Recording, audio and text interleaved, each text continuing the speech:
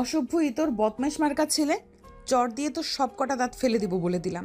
তুই চিনিস আমাকে? আমি কে জানিস? আমার পরিচয় কি? আরে বাবা, আমি তো শুধু তোমার ওই দুটোর একটু স্বাদ নিতে চাইলাম। আর তুমি আমাকে জোর দিতে কেন চাইছো? দেখতে কিন্তু তুমি মন্দ না, চাইলে আমার বউ হতে পারো। তোকে জন্মের মতো লুচ্চামি করা বন্ধ করিয়ে দিব। তুই আমার পরিচয় সম্পর্কে জানিস? আরে বাবা, তুমি এত রেগে যাচ্ছ কেন? বললাম তুমি আর তোমার ওই দুটো খুবই সুন্দর আর তুলতুলে নরম, তার জন্য এভাবে আমার গায়ে হাত তুলতে হবে নাকি? যাই হোক, তোমার হাতগুলো কিন্তু হেব্বি নরম। তোমার ছোঁয়া পেয়ে আমার বেশ ভালো লেগেছে। ও, তাই নাকি? আচ্ছা ঠিক আছে, তাহলে ওয়েট কর। আমি তোকে আজকে এই ইউনিভার্সিটি থেকে বের করে দেওয়ার ব্যবস্থা করছি। তুই জানিস না আমার ক্ষমতা সম্পর্কে। আরে বাবা, তুমি তো একটা সম্পূর্ণ মেয়ে, আর মেয়েদেরকে যখন তাদের প্রশংসা করা হয় তখন তো তারা অনেক খুশি হয়। তাহলে তুমি এরকম রেগে যাচ্ছ কেন? আমি তো রেগে যাওয়ার মতো কিছুই বলিনি তোমাকে। হো, তাই নাকি? তাহলে এই লুচ্চামি মার্কা কথাগুলো কে বলেছে আমাকে? আমি সুন্দর, আমার ওই দুটো সুন্দর। তোকে কি আমি আমার জামা কাপড় খুলে দেখিয়েছি নাকি, যে তুই দেখলি আমার ওই সব খুব সুন্দর? আরে বাবা, সব কিছুর ফিল নেওয়ার জন্য কি সব কিছু খুলে দেখতে হয় নাকি? উপর থেকে দেখলেই বোঝা যায়। যাই হোক, বাদ দাও। চাইলে তোমায় বিয়ে করতে পারি, রাজি থাকলে বলতে পারো। আমি বিয়ে করব তোর মতো লুচ্চা মার্কা একটা ছেলেকে? তুই ভাবলি কি করে? এখনই আমার চোখের সামনে থেকে দূর হয়ে যা। তা না হলে কিন্তু আমি বলে দিচ্ছি, তুই এই ইউনিভার্সিটিতে বেশি দিন থাকতে পারবি না। দেখো, তুমি আমার সঙ্গে এরকম করতে পারো না। আমি একটা ছেলে আর তুমি একটা মেয়ে, আর সুন্দর জিনিসের প্রতি আমাদের আকর্ষণ বরাবরই একটু বেশি থাকে। তাই তোমার প্রশংসা করেছি, কিন্তু এভাবে রেগে যাওয়ার মতো আমি কিছুই তো দেখতে পাচ্ছি না এখানে। তুই আমার চোখের সামনে থেকে যাবি নাকি যাবি না সেটাই বল। ঠিক আছে বাবা, রেগে যাওয়ার কোনো কারণ নেই। আমি এখান থেকে চলে যাচ্ছি। তবে হ্যাঁ, একটা কথা মনে রেখো, আমি কিন্তু তোমার পিছু ছাড়বো না। তোমার পিছনে আমি পড়েই থাকবো, কারণ তোমাকে আমার ভালো লেগেছে। বলতে গেলে তোমায় ভালোবেসে ফেলেছি। তাই তুমি হাজারবার অপমান করলেও আমি তোমার পেছনে পড়েই থাকবো। আজ না হোক কাল তোমাকে আমি আমার বউ বানিয়ে ছাড়বো। It's my promise. তোর প্রমিসের গুষ্টি কিলাই। আমার মতো মেয়ে কোনোদিনও তোর মতো উগান্ডার বংশধরকে বিয়ে করবে না। তুই জানিস না আমাকে, তাই এইসব কথা বলছিস। আমার সঙ্গে বেশি বাড়াবাড়ি করিস না, তাহলে ইউনিভার্সিটিতে পড়াশোনা করাটা তোর জন্য টাফ হয়ে যাবে। নীল তখন নেহার কথার কোনো উত্তর না দিয়ে চুপচাপ সেখান থেকে চলে গেল। আর এদিকে নেহার আগে গজ গজ করতে করতে প্রিন্সিপাল স্যারের কেবিনে এসে পৌঁছালো। প্রিন্সিপাল স্যার নেহাকে দেখতে পেয়েই বলল, কি ব্যাপার নেহা? কি হয়েছে তোমাকে? এরকম উত্তেজিত দেখাচ্ছে কেন? ভার্সিটির ক্যাম্পাসে কি কারোর সঙ্গে ঝগড়া করে এসেছো? স্যার, আমি বুঝতে পারিনি। আমি এখানে আসা মাত্রই আপনি আমাকে এইরকম কথা কেন বলেন? আমাকে দেখে কি আপনার ঝগড়াটে মেয়ে বলে মনে হয় নাকি, যে আমি সবসময় ঝগড়া করতেই থাকি? আরে না বাবা, সেরকম কেন মনে হতে যাবে? তুমি এখানে আসলে আর তোমাকে দেখে খুবই রাগান্বিত মনে হচ্ছে। তাই তো আমি তোমাকে বললাম, তোমার চেহারা দেখে মনে হচ্ছে তুমি রেগে আছো। হ্যাঁ, আমি রেগেই আছি। আপনি সত্যিই বলেছেন। আমার ক্লাসমেট নীল, ওকে তো আপনি চেনেন। ওই ছেলেটা অভদ্র আর অসভ্য একটা ছেলে। আমি ওর বিরুদ্ধে কমপ্লেন করতে এসেছি। আরে এসব তুমি কি বলছো নীল? কখনো অসভ্য আর অভদ্র হতেই পারে না। নীল যথেষ্ট ভদ্র একটা ছেলে। ভার্সিটি ক্যাম্পাসে তার যথেষ্ট সুনাম রয়েছে। কলেজের স্টুডেন্টদের মধ্যে কেউ এখনও নীলের বিরুদ্ধে কোনো অভিযোগ করেনি। আর তুমি কিনা বলছো নীল অসভ্য? এমনটা হতেই পারে না। তুমি হয়তো ভুল কিছু দেখেছো বা ভুল কিছু শুনেছো। স্যার, আমি ভুল কেন দেখতে যাব? আর ভুল কেনই বা শুনতে যাব? আমি আমার নিজের সঙ্গে ঘটে যাওয়া ঘটনাটার কথা বলছি। নীল আমার সঙ্গে অভদ্রতা করেছে, তাই আমি আপনার কাছে ওর নামে কমপ্লেন করতে এসেছি। সে আমাকে প্রেমের প্রস্তাব দিতে চায়। নেহার এই কথা শুনে প্রিন্সিপাল স্যার মুখ নিচু করে মুচকি মুচকি হাসছিলেন আর নেহাকে বললেন, সে তোমাকে প্রেমের প্রস্তাব দিতে চায়, এটা তো খারাপ কিছু নয়। সুন্দর জিনিসের প্রতি সবার আকর্ষণ থাকে, এটাই স্বাভাবিক। আর লোহার কাছে চুম্বককে রাখতে হলে লোহা সেটাকে আকর্ষণ করবে, এটাও স্বাভাবিক। তাই আমি মনে করি নীল তোমাকে প্রেমের প্রস্তাব দেওয়াতে সেরকম কোনো অপরাধ হয়নি। স্যার, আপনি কিন্তু আমার বাবার ক্ষমতা সম্পর্কে ভুলে যাবেন না। আমার বাবা এই এলাকার চেয়ারম্যান। আমি চাইলেই কিন্তু আপনাকে এই এলাকা থেকে সরিয়ে দিতে পারি। তাই আপনার যা বলার চিন্তা ভাবনা করেই বলবেন। হ্যাঁ, আমি খুব ভালো করেই জানি তোমার বাবা এই এলাকার চলমান চেয়ারম্যান, তাই তোমরা চাইলে যা ইচ্ছা তাই করতে পারো। কিন্তু একটা কথা ভুলে যেও না নীল, নীল কিন্তু ফেলে দেওয়ার মতো ছেলে নয়। তার বাবারও কিন্তু যথেষ্ট অর্থ সম্পদ আর ক্ষমতা রয়েছে। সেও কিন্তু চাইলে ক্ষমতার বড়াই দেখাতে পারে, কিন্তু সে ভার্সিটিতে এসে আর 5টা সাধারণ ছেলেমেয়ের মতোই চলাফেরা করে। আশা করব তুমি এই বিষয়টা মাথায় রাখবে। ও আচ্ছা, বুঝতে পেরেছি। এইভাবে কাজ হবে না। তাহলে বিষয়টা আমার বাবার কান পর্যন্ত পৌঁছাতে হবে। আপনি কোনো চিন্তা করবেন না, আমি আজকের মধ্যে এই বিষয়টা আমার বাবার কান পর্যন্ত পৌঁছে দেব। আর তারপর দেখব আপনি ওই ছেলেটাকে কিভাবে আমার বাবার হাত থেকে বাঁচাতে পারেন। সেই তুমি করতেই পারো। তোমার বাবার যেহেতু ক্ষমতা আছে, সেই ক্ষমতাকে তুমি অপব্যবহার করবে, এরকমটা কিন্তু হতে পারে না। আমি জানি তুমি যেমন বদরাগী আর অহংকারী, তোমার বাবাও ঠিক তেমন অহংকারী। মাটিতে পা পড়ে না। এটা ইউনিভার্সিটির, এখানে সবাই সমান। আমি এক চোখে তেল আর এক চোখে নুন বিক্রি করতে পারবো না। নেহা তখন খুব ভালোভাবেই বুঝতে পারল প্রিন্সিপাল স্যারের সঙ্গে এই ব্যাপারে কথা বলে কোনো লাভ হবে না। তাই সে প্রিন্সিপাল স্যারের কেবিন থেকে বের হয়ে ক্যাম্পাসে চলে গেল। সেখানে যেতেই তার বান্ধবীরা তাকে ঘিরে ধরল আর প্রিন্সিপাল স্যারের কাছে যাওয়ার কারণ জানতে চাইলে তখন সে তার বান্ধবীদেরকে এসব কথা বলে কথা শুনে তার বান্ধবী তাকে বলে, হাসন, সব সময় তুই এরকম বিষয় নিয়ে কেন ঝামেলা করিস বলতো? লাইফটাকে যদি এখন এনজয় না করি তাহলে কখন এনজয় করব? এই তো সময়, এখনই জীবনের পুরোটা উপভোগ করতে হবে। মানে ওই আমাকে কি বলতে চাইছিস? ওই ছেলেটা যা করছে সবই ঠিক, তার প্রেমের প্রস্তাবে আমি রাজি হয়ে যাই? একদমই তাই। এই তো তুই বুঝতে পেরেছিস। তুই যার সঙ্গেই প্রেম করতে রাজি হয়ে যাস না কেন, জীবনটাকে উপভোগ করার জন্যই। জীবনটাকে তেজপাতা বানিয়ে ফেলিস না, একটু রসকস রাখ।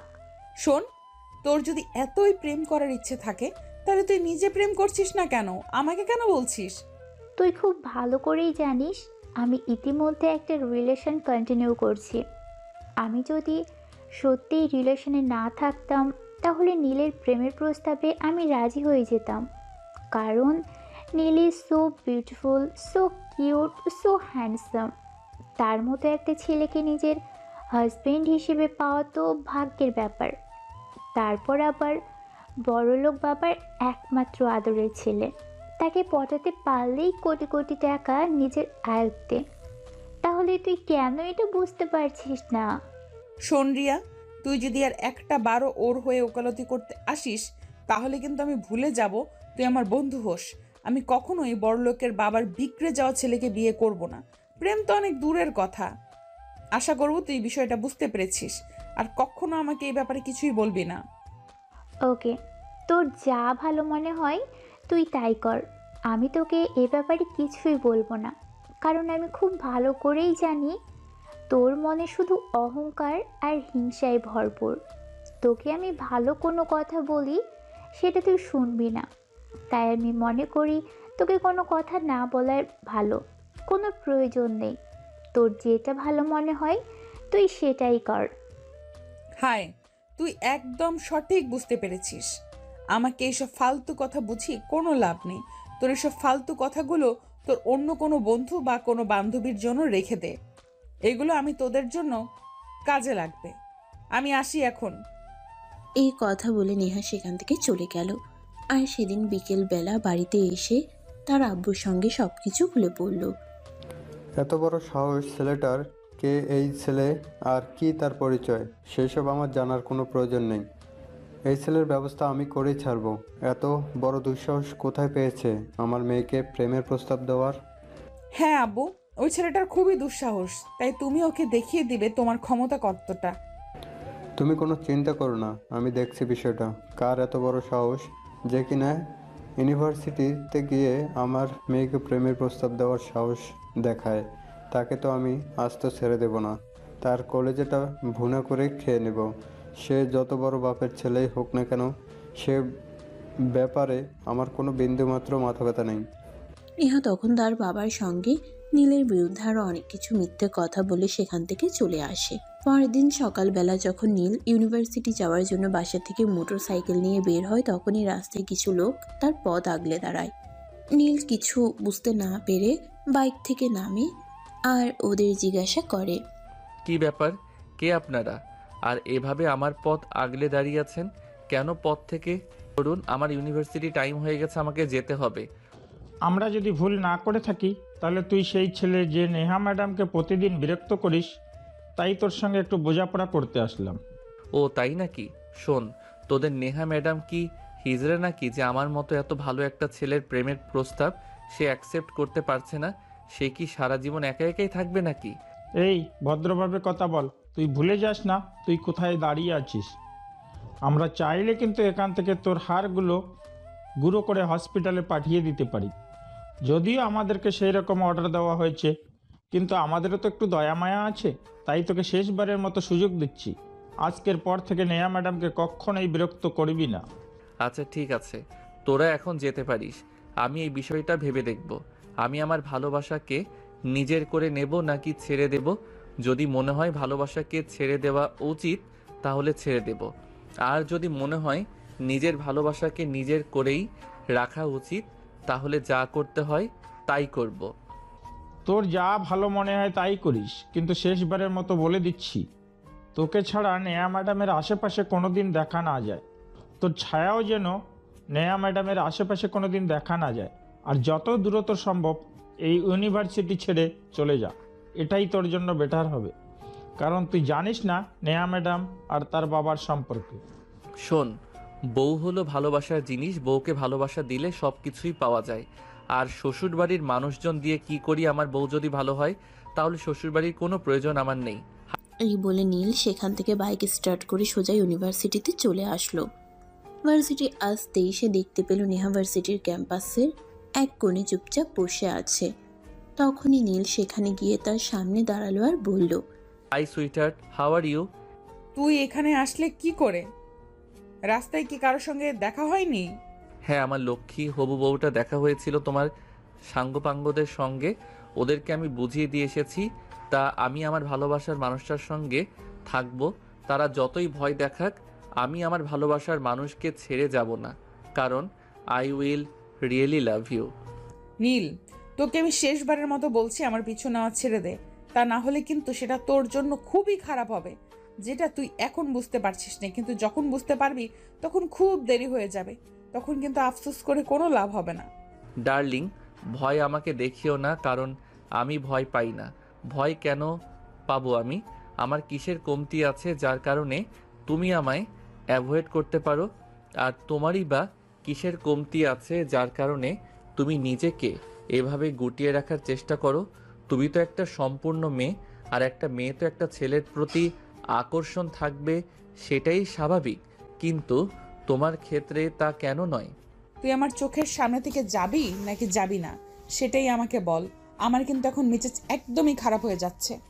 আরে ডার্লিং, সকালবেলা ভার্সিটিতে এসে তোমাকে একা একা দেখতে এলাম, তাই তো তোমার সঙ্গে একটু রঙ্গ রসের আলাপ করতে এলাম। আর এখন কি না তুমি আমাকে মেজাজ দেখাচ্ছ? হবু জামাইকে কেউ এভাবে মেজাজ দেখায়? নীলের এরকম কথাগুলো নেহা নিতে পারছিল না, কারণ সে শর্ট টেম্পারেচারের, মানে অল্পতে রেগে যায়। তাকে কেউ স্বাভাবিক কোনো একটা কথা বললেও তার মেজাজ খুব বেশি গরম হয়ে যায়। তাই সে সেখান থেকে উঠে দাঁড়ায় আর নীলের গালে ঠাস ঠাস করে কয়েকটা চড় মেরে বলল, এই, তোর কি লজ্জা বলতে জিনিসটাই নেই নাকি? তোকে আমি কতবার বলছি তুই আমার চোখের সামনে দাঁড়াবি না, আমি তোকে সহ্য করতে পারি না। তুই কেন বুঝতে পারছিস না? তোকে কোন মাটি দিয়ে তৈরি করে দিচ্ছে যেখানে লজ্জার ছিটে ফোঁটা পর্যন্ত নেই? তোমাকে যেই মাটি দিয়ে তৈরি করেছে আমাকেও আল্লাহ পাকের রাব্বুল আলামিন সেই মাটি দিয়ে তৈরি করেছে, কারণ তুমি রাগী আর আমি তোমার ভালোবাসার কাঙালি। তোমায় ভালোবাসি প্রিয়সী, কেন তুমি বুঝতে পারো না তোমায় খুব ভালোবাসতে চাই? এই বলে নীল তখনই হুট করে নেহার গালে একটা কিস বসিয়ে দিল। নেহা তোর আগে একদম গজগজ করতে থাকলো। সে কি করবে কিছুই ভেবে পাচ্ছে না। তার আগে যেন নিজের চুল নিজেই ছিঁড়তে ইচ্ছে করছে।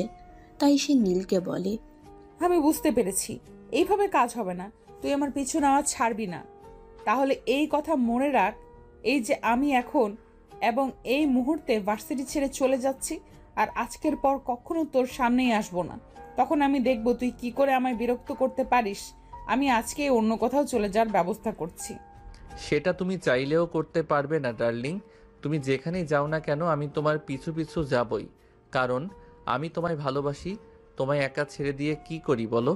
মুফাল্লা, তুমি রক্ষা করো এই আপদটার হাত থেকে আমাকে।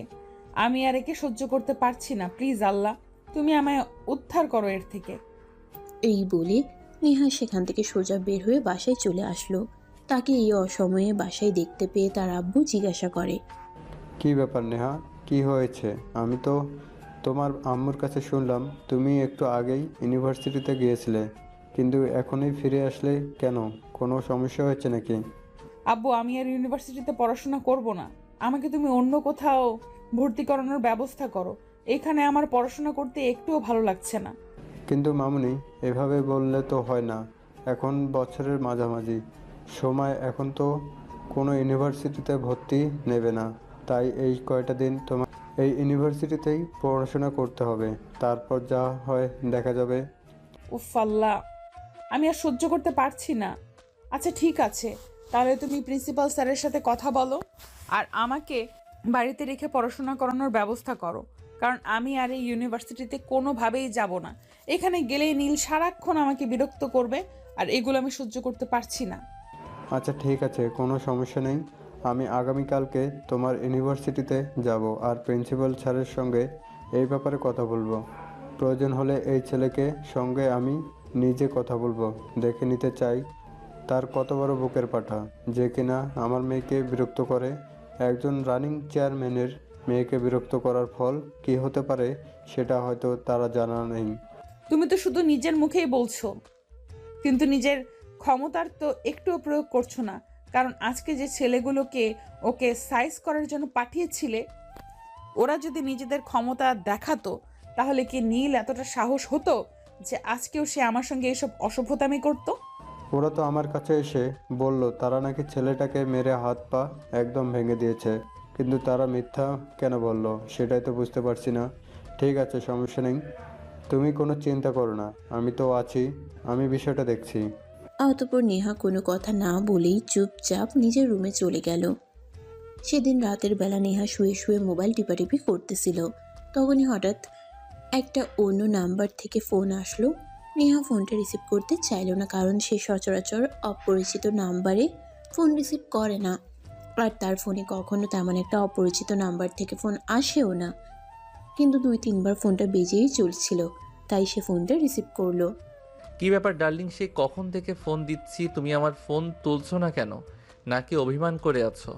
এক্সকিউজ মি মিস্টার, কে আপনি? আর এরকম ভুলভাল বকছেন কেন?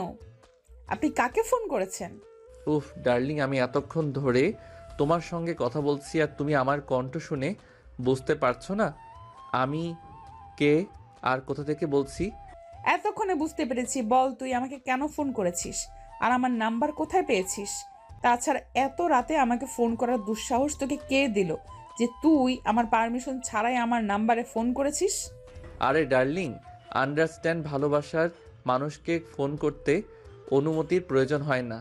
ভালোবাসার মানুষকে প্রয়োজন ছাড়া, অনুমতি ছাড়াই ফোন করা যায়।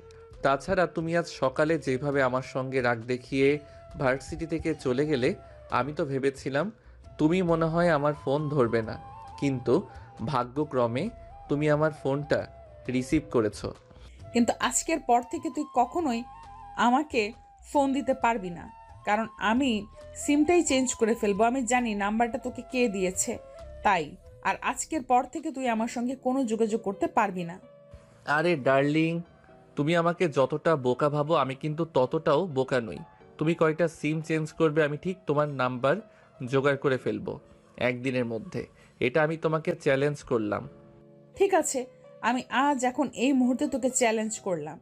আগামীকাল থেকে তুই এই নাম্বারে আমাকে পাবি না। আমি এখনই সিমটা অফ করব আর আগামীকালকেই নতুন একটা সিম কিনবো।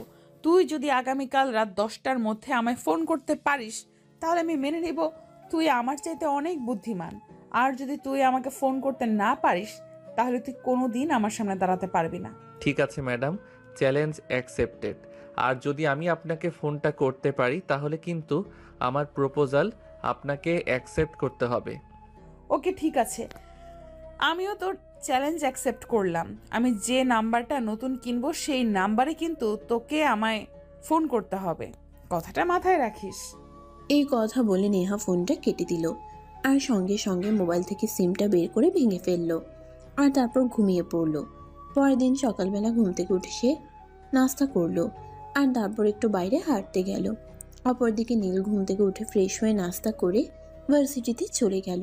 ভার্সিটিতে এসে নেহাকে কোথাও দেখতে পেল না। সে তার বন্ধুদের কাছে নেহার খোঁজ করছিল, কিন্তু কেউ নেহার কথা বলতে পারছিল না। তখনই হঠাৎ ভার্সিটির ক্যাম্পাসে একটা বড় গাড়ি আসতে দেখলো। সে মনে মনে ভাবলো এই গাড়িতে হয়তো নেহা এসেছে, তাই দৌড়ে সেখানে গেল সে। আর তখনই দেখতে পেল গাড়ি থেকে মধ্যবয়স্ক একজন ভদ্রলোক বের হচ্ছে।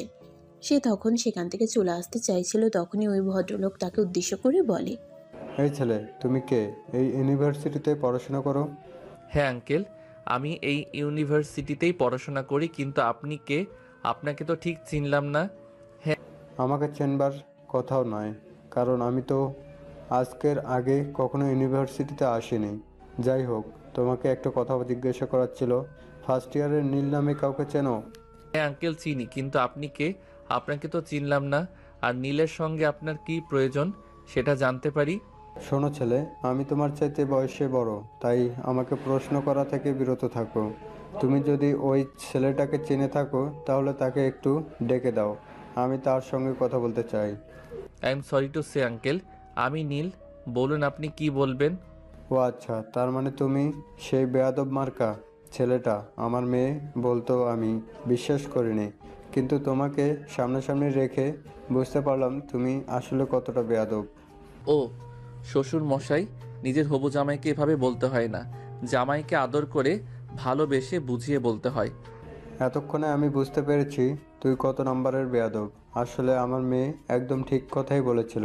তুই সোজা কথায় মানুষ না, সোজা কথায় তোকে কাজ হয় না। তোর জন্য অন্য ব্যবস্থা করতে হবে। তুই কোনো চিন্তা করিস না, তোকে আমি আজকে ইউনিভার্সিটি থেকে প্রপারলি বের করে দেওয়ার বন্দোবস্ত করছি। শ্বশুর মশাই প্লিজ আপনি শান্ত হন, এত উত্তেজিত হবেন না। এত উত্তেজিত হওয়া ভালো নয়, আপনার ব্লাড প্রেশার বেড়ে যাবে। ঠান্ডা হন, আমি আপনার জন্য একটু চা নাস্তার ব্যবস্থা করি।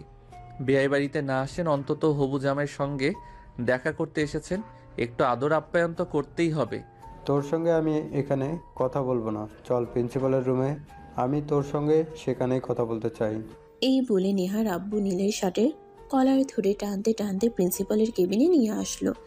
এটা দেখে প্রিন্সিপাল তো একদম অবাকের চূড়ান্ত সীমানায় পৌঁছে গিয়ে নেহার আব্বুকে বলে, আরে চেয়ারম্যান সাহেব, এটা আপনি কি করছেন? আপনি এক্ষুনি ওই ছেলেটার শার্টের কলার ছেড়ে দেন। কেন, এই ছেলেকে আর কি তার পরিচয় যে আমাকে এক্ষুনি তার শার্টের কলার ছেড়ে দিতে হবে?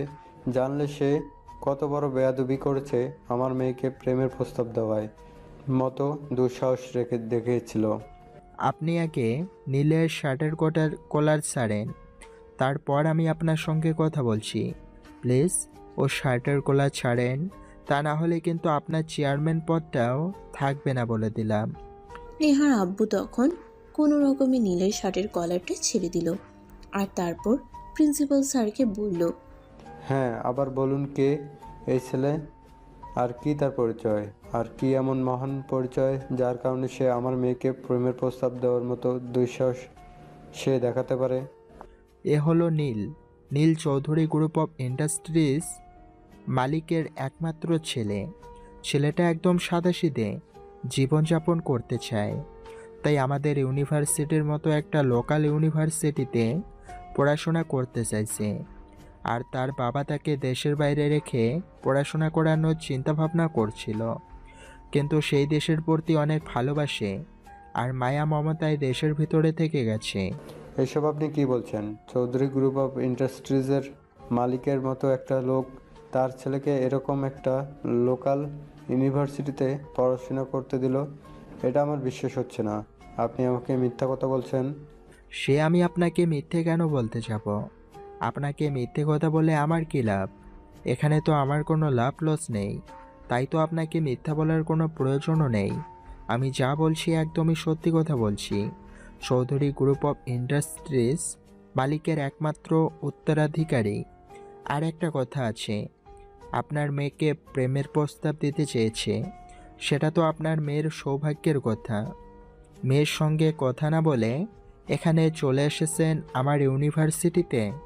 ঝামেলা করতে আমি কিন্তু আপনার বিরুদ্ধে লিগ্যাল অ্যাকশনও নিতে পারি।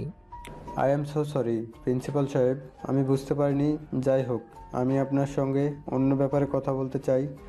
আমার মেয়েটার উপর অনেক রেগে গেছে, তাই সে ইউনিভার্সিটিতে ক্লাস করতে চায় না, শুধু পরীক্ষার সময় এসে পরীক্ষা দেবে। এই ব্যাপারে আপনি কি বলবেন? আপনার মেয়ে আমাদের ইউনিভার্সিটিতে পড়াশোনা করবে কি করবে না সে ব্যাপারে আমার বিন্দুমাত্র মাথা ব্যথা নেই। আপনি চাইলে আপনার মেয়েকে আমাদের ইউনিভার্সিটিতে রাখতে পারেন, চাইলে নাও রাখতে পারেন, তাতে আমার কোনো সমস্যা নেই। তবে আমাদের ইউনিভার্সিটি স্টুডেন্ট হতে হলে নিয়মিত ক্লাস করতে হবে, কারণ আমাদের ইউনিভার্সিটির প্রত্যেকটা স্টুডেন্ট খুবই রুলস মেনটেন করে। আর আমাদের ইউনিভার্সিটির রুলস না করা ছাত্রীকে আমরা কখনোই আমাদের ইউনিভার্সিটিতে রাখব না। এবার সিদ্ধান্ত আপনার। আপনি আপনার মেয়েকে আমাদের ইউনিভার্সিটিতে পড়াশোনা করাবেন নাকি অন্য কোনো জায়গায়? ঠিক আছে প্রিন্সিপাল সাহেব, আমি বুঝতে পেরেছি, সমস্যা নেই। আমি বাসায় গিয়ে আজকেই আমার মেয়ের সঙ্গে কথা বলবো, তারপর দেখি কি হয়। আর নীল, আই অ্যাম সরি, আমি আসলে তোমাকে চিনতে পারিনি। সরি বলার কিছুই নেই শ্বশুর মশাই। আমি আপনার হবু জামাই, আর হবু জামাইয়ের সঙ্গে সরি বলতে হয় না। আমি তো আপনার সন্তানের মতোই। যাই হোক, বাসায় গিয়ে আমার বউটাকে একটু বুঝিয়ে বলবেন সে যেন আমার প্রস্তাবে রাজি হয়ে যায়। আমার আবার পছন্দের জিনিসটাকে না পাওয়ার অভ্যাস নাই। ঠিক আছে বাবা, কোনো সমস্যা নেই। আমি বাসায় গিয়ে নেহার সঙ্গে কথা বলবো, আর ওকে বলবো তোমার প্রস্তাবে রাজি হয়ে যেতে, তোমার সঙ্গে সম্পর্ক যেতে। আর তোমার বাবাকে আমার সালাম দিও। ঠিক আছে শ্বশুর মশাই, ভালো থাকবেন। আর আমার বউটার প্রতি একটু খেয়াল রাখবেন যেন অন্য কোনো ছেলের সঙ্গে পালিয়ে না যায়, কারণ বউটাকে আমি খুব ভালোবাসি। অতঃপর নেহার আব্বু সেখান থেকে বের হয়ে সোজা বাসায় চলে গেল। বাসায় যেতেই নেহা তার আব্বুকে জিজ্ঞাসা করলো, কি ব্যাপার আব্বু, তুমি প্রিন্সিপাল স্যারের সঙ্গে কথা বলেছো আর ওই বদমাইশ ছেলেটাকে ভার্সিটি থেকে বের করার বন্দোবস্ত করেছো? মামনি, তুমি একটু ঠান্ডা হও, নিজের মাথাটা ঠান্ডা করো। আমি তোমার সঙ্গে বসে কিছু কথা বলতে চাই, প্লিজ তুমি নিজেকে শান্ত করো। আব্বু, আমি নিজেকে পরে শান্ত করব। তার আগে তুমি আমাকে এটা বলো যে নীলকে তুমি ভার্সিটি থেকে বের করে দেওয়ার বন্দোবস্ত করে এসেছো কি না? আরে আমি তোমাকে বলেছি তুমি নিজেকে শান্ত করো, তারপর আমি তোমার সঙ্গে কথা বলছি। কিন্তু তুমি তো আমার কোনো কথা শুনছো না, বলতে তুমি আমাকে আরও কথা শুনিয়ে যাচ্ছ। আমি কি করে এসেছি আর কি করব সেটা আমি তোমাকে বলছি, কিন্তু তোমাকে যেটা বলেছি তুমি সেটা করো আগে। আচ্ছা ঠিক আছে, এই যে আমি শান্ত হয়ে বসলাম, এইবার তুমি আমাকে বলো ভার্সিটিতে কি হয়েছে। মামনি, তুমি ওই ছেলেটার প্রস্তাবে রাজি হয়ে যাও। আমি আসলে ওই ছেলেটার পরিচয় জানতাম না, না জেনেই তোমাকে কথাগুলো বলে ফেলেছিলাম। কিন্তু আজ আমি তোমার ইউনিভার্সিটিতে গিয়ে সব কিছু জেনে এসেছি, তাই আমি তোমাকে বাবা হিসাবে রিকোয়েস্ট করে বলছি তুমি নীলের প্রেমের প্রস্তাবে রাজি হয়ে যাও। আর যদি পারো তাহলে তাকে যত দ্রুত সম্ভব তাকে বিয়ে করে নাও, তাহলে সেটা তোমার আর আমার দুজনের জন্যই খুবই ভালো হবে। আব্বু, আমি কিছুতেই বুঝতে পারছি না তোমার মাথার সমস্যা হয়েছে কিনা। তুমি জানো তুমি আমাকে কি বলছো? আমি এই ছেলেটাকে বিয়ে করব? কখনোই না, এটা আমার দ্বারা একেবারেই অসম্ভব। এই ছেলেটাকে বিয়ে করার কোনো প্রশ্নই ওঠে না। এইরকম অভদ্র, অসভ্য, ইতর, বদমাইশ মার্কা ছেলেকে আমি কেন, পৃথিবীর কোনো মেয়েই বিয়ে করবে বলে আমার মনে হয় না। তুমি নীলের সম্পর্কে কোনো কিছু জানো না বলেই এমন কিছু বলছো, কিন্তু তুমি কি জানো নীল চৌধুরী গ্রুপ অব ইন্ডাস্ট্রিজের মালিকের একমাত্র ছেলে। আমি আজকেই তার পরিচয় জানতে পেরেছি, তাই আমি তোমাকে বাবা হিসেবে রিকোয়েস্ট করে বলছি তুমি তাকে অ্যাকসেপ্ট করে নাও। তোমার কি মাথা খারাপ হয়ে গেছে? আমি এই ছেলেটাকে একসেপ্ট করব? কখনোই না।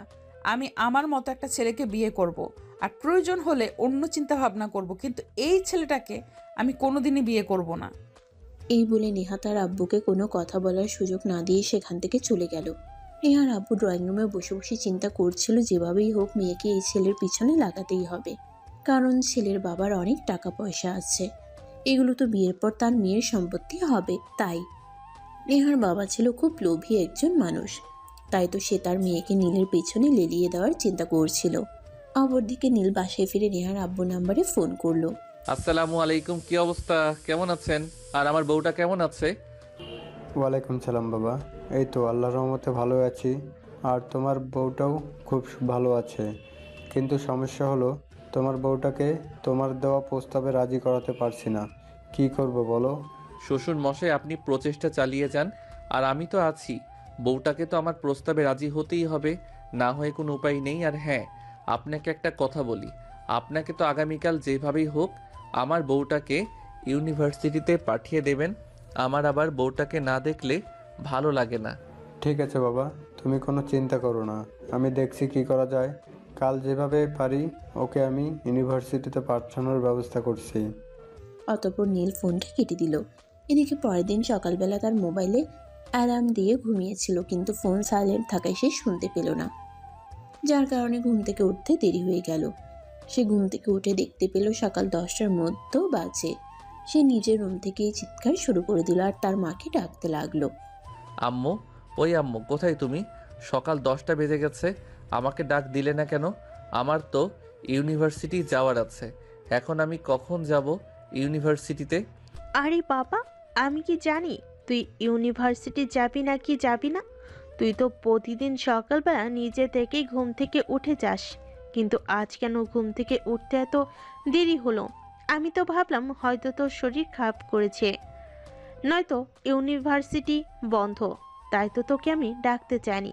যাই হোক, এখন নিচে আয়, আমিও নাস্তা করিনি, তোকে সঙ্গে নিয়েই নাস্তা করব। আমি নাস্তা করতে পারবো না, আমার সময় নেই। আমাকে এক্ষুনি ইউনিভার্সিটি যেতে হবে। আমি ইউনিভার্সিটি না গেলে যে আমার প্রেয়সীর মুখটা দেখতে পারবো না, প্রেয়সীর মুখটা দেখতে না পারলে যে আমার একটুও ভালো লাগে না। আরে বাবা, তোর প্রেয়সীটা আবার কে? সে আবার কবে আসলো তোর জীবনে? সেটা তো আমি বললি না। তোমাকে বলার মতো সময় পেয়ে উঠিনি, তাই বলা হয়নি। যাই হোক, এখন আমাকে কোনো প্রশ্ন করো না, আমাকে ইউনিভার্সিটি যেতে দাও। বাসায় ফিরে তোমাকে সব বলবো, এখন আমায় বিরক্ত করো না প্লিজ। অতঃপর নীল তার আম্মুকে আর কোনো কথা বলার সুযোগ না দিয়ে বিছানা থেকে নেমে সোজা ওয়াশরুমে চলে গেল। তারপর ফ্রেশ হয়ে এসে নাস্তা না করে বাসা থেকে বের হয়ে সোজা ইউনিভার্সিটি চলে গেল। ইউনিভার্সিটি এসে দেখতে পেল ক্লাস অলরেডি শুরু হয়ে গেছে। অপরদিকে নেহা কিন্তু অনেকক্ষণ আগেই ইউনিভার্সিটি চলে এসেছিল তার বাবার চাপে পড়ে। তার বাবা তাকে অনেক করে বুঝিয়েছিল আজ তাকে ইউনিভার্সিটি আসতেই হবে, তাই তো সে আসলো। আর ইউনিভার্সিটি এসে যখন নীলকে দেখতে না পেল তখন সে মনে মনে খুবই খুশি হলো।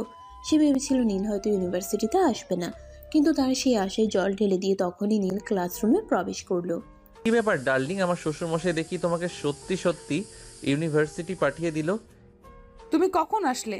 আমি তো ভেবেছিলাম তুমি ইউনিভার্সিটিতে আসোনি, আমাকে বিরক্ত করতে আবার চলে এসেছো। কি করব প্রিয়সীটা, বলো আমায়। আমি যে তোমাকে ছাড়া থাকতে পারি না, তোমায় না দেখলে আমার একটু ভালো লাগে না। তোমাকে না দেখলে আমার চোখের সামনে কি যেন একটা নাই নাই মনে হয়। খুব ভালোবেসে ফেলেছি যে তোমায়, আমার জীবনে তুমি না থাকলে যে কিছুই নেই। এই শোনো, তোমার এসব আজাইরা ভাষণ শুনতে আমার একদম ভালো লাগে না, তাই দয়া করে এইসব আজাইরা ভাষণ আমার সামনে দিবে না। এটি ইউনিভার্সিটি, এখানে সবাই পড়াশোনা করতে আসে, তাই দয়া করে পড়াশোনায় মনোযোগ দাও, তাহলে পরীক্ষার রেজাল্ট ভালো করবে। আর আমাকেও পড়াশোনা করতে দাও, কারণ তুমি এখানে প্রেম করতে আসলেও আমি পড়ালেখা করতে এসেছি। আরে ডার্লিং, এভাবে বলতে হয় না। আমি কি কখনো বলেছি যে তুমি এখানে পড়াশোনা করতে আসোনি? এখানে সবাই পড়াশোনা করতে আসে, কিন্তু পড়াশোনার ফাঁকে নিজের মনটাকেও তো একটু ভালো রাখা প্রয়োজন। আর ভালো রাখার জন্য ভালোবাসাটা খুবই প্রয়োজন। আমি তোমায় ভালোবাসি প্রিয়সী। তুমি এইভাবে আমায় ডিস্টার্ব করছো, সেটা কিন্তু এখনই আমি ক্লাস টিচারকে জানিয়ে দেব। ক্লাস করার সময় কোনো মেয়েকে ডিস্টার্ব করা একদমই কিন্তু ঠিক নয়। তুমি কি চাও আমি ক্লাস টিচারকে নোটিস করি? যেখানে প্রিন্সিপাল স্যারের কাছে নোটিশ করে কোনো লাভ হলো না, সেখানে কি না তুমি ক্লাস টিচারের কাছে আমার নামে নোটিশ করতে চাইছো? ক্লাস টিচার কি আমার বিচার করবে নাকি আমায় কিছু বলবে? কিছুই লাভ হবে না। উল্টে ক্লাসের সবাই তোমার আমার সম্পর্কের বিষয়টা জেনে যাবে। সেটা কি খুব ভালো হবে? তুমি নিজেই চিন্তা করো। ও নীল, তোমার কি একবারও মনে হচ্ছে না যা করছো একদম বেশি বেশি করে ফেলছো? এটা কিন্তু করা একদমই উচিত হচ্ছে না। ডার্লিং, তুমি কেন এমন করছো? কেন আমায় বুঝতে পারছো না? প্লিজ ডার্লিং, একটু তোমার হাতটা ধরতে দাও। তোমার হাতটা কিন্তু সেই নরম, আমার কিন্তু খুব ভালো লাগে। নেহা তখন নীলের কথার কোনো উত্তর না দিয়ে নিজের বইপত্র হাতে নিয়ে ক্লাসরুম থেকে বের হয়ে সোজা ক্লাসের বাইরে চলে গেল। ক্লাস টিচার বিষয়টা দেখতে পেয়েও না দেখার ভান করে রইল, কারণ ক্লাস টিচার বিষয়টা জানতো, তাই তিনি চেপে গেলেন। অপরদিকে ক্লাস শেষ হলে নীল ভার্সিটির ক্যাম্পাসে আসলো আর নেহাকে বলল, কি ব্যাপার ডার্লিং, এভাবে ক্লাসরুম থেকে চলে আসলে কেন? এই নাও ক্লাসের নোটগুলো, ঠিক মতো পড়াশোনা করো। তোমাকে কিন্তু ভালো রেজাল্ট করতে হবে। তুমি চৌধুরী বাড়ির হবু বৌমা বলে কথা। ভালো রেজাল্ট না করলে কিন্তু আবার আমার বাবার মান ইজ্জত থাকবে না। তোর 14 গোষ্ঠীর মানিজ্যতের খেতায় আগুন। তুই কি ভেবেছিস আমি তোর গোষ্ঠীর মানিজ্যত নিয়ে চিন্তা করছি? তুই আমার চোখের সামনে থেকে দূর হয়ে যা। তোকে আমি সহ্য করতে পারি না, তারপরেও কেন তুই আমায় বারবার বিরক্ত করিস? ওই যে ডার্লিং, তুমি আমাকে মেনে না নিলেও আমার শ্বশুর মশাই কিন্তু আমাকে মেনে নিয়েছে। তিনি কিন্তু আমাকে তোমাদের বাড়িতে ইনভাইট করেছে। আজ রাতে কিন্তু আমি আসছি। একদম না।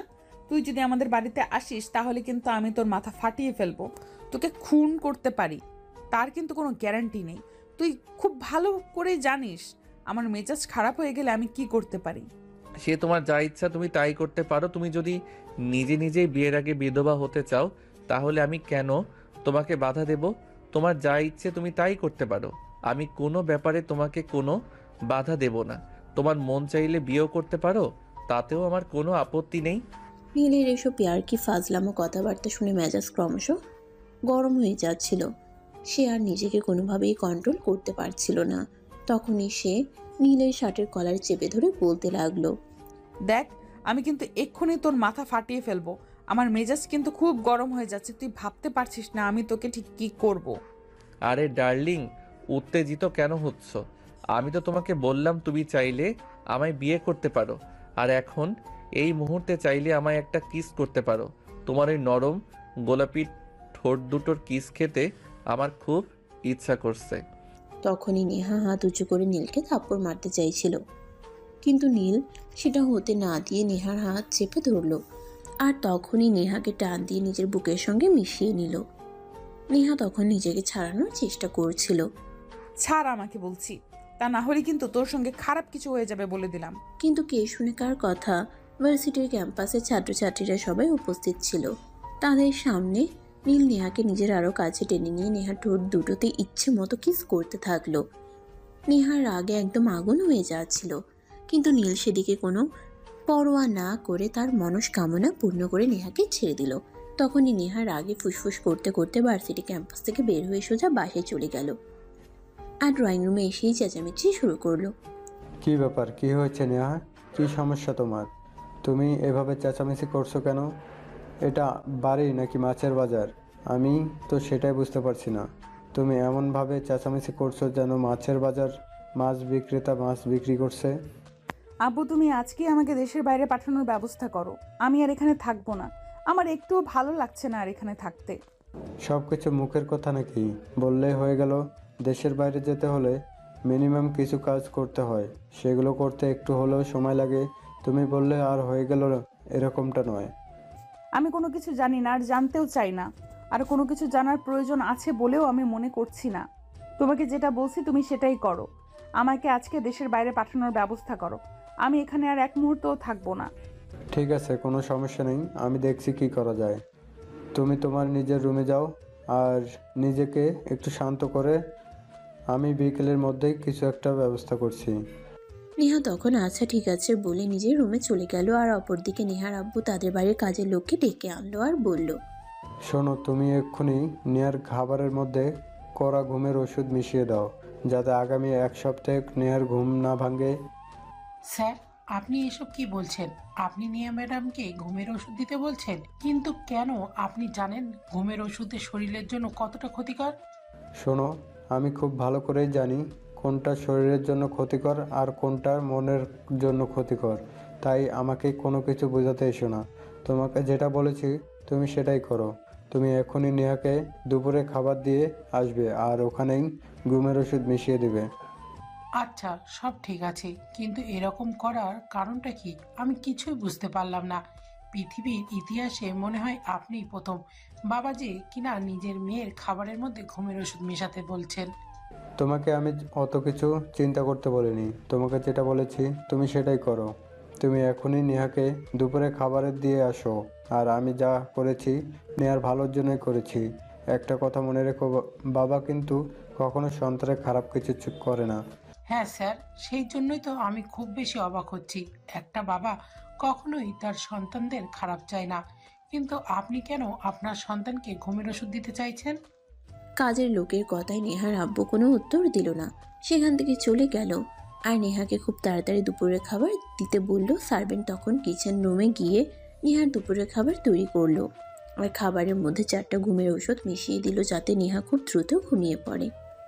আর তারপর সেটা নিয়ে নেহার রুমে চলে গেল।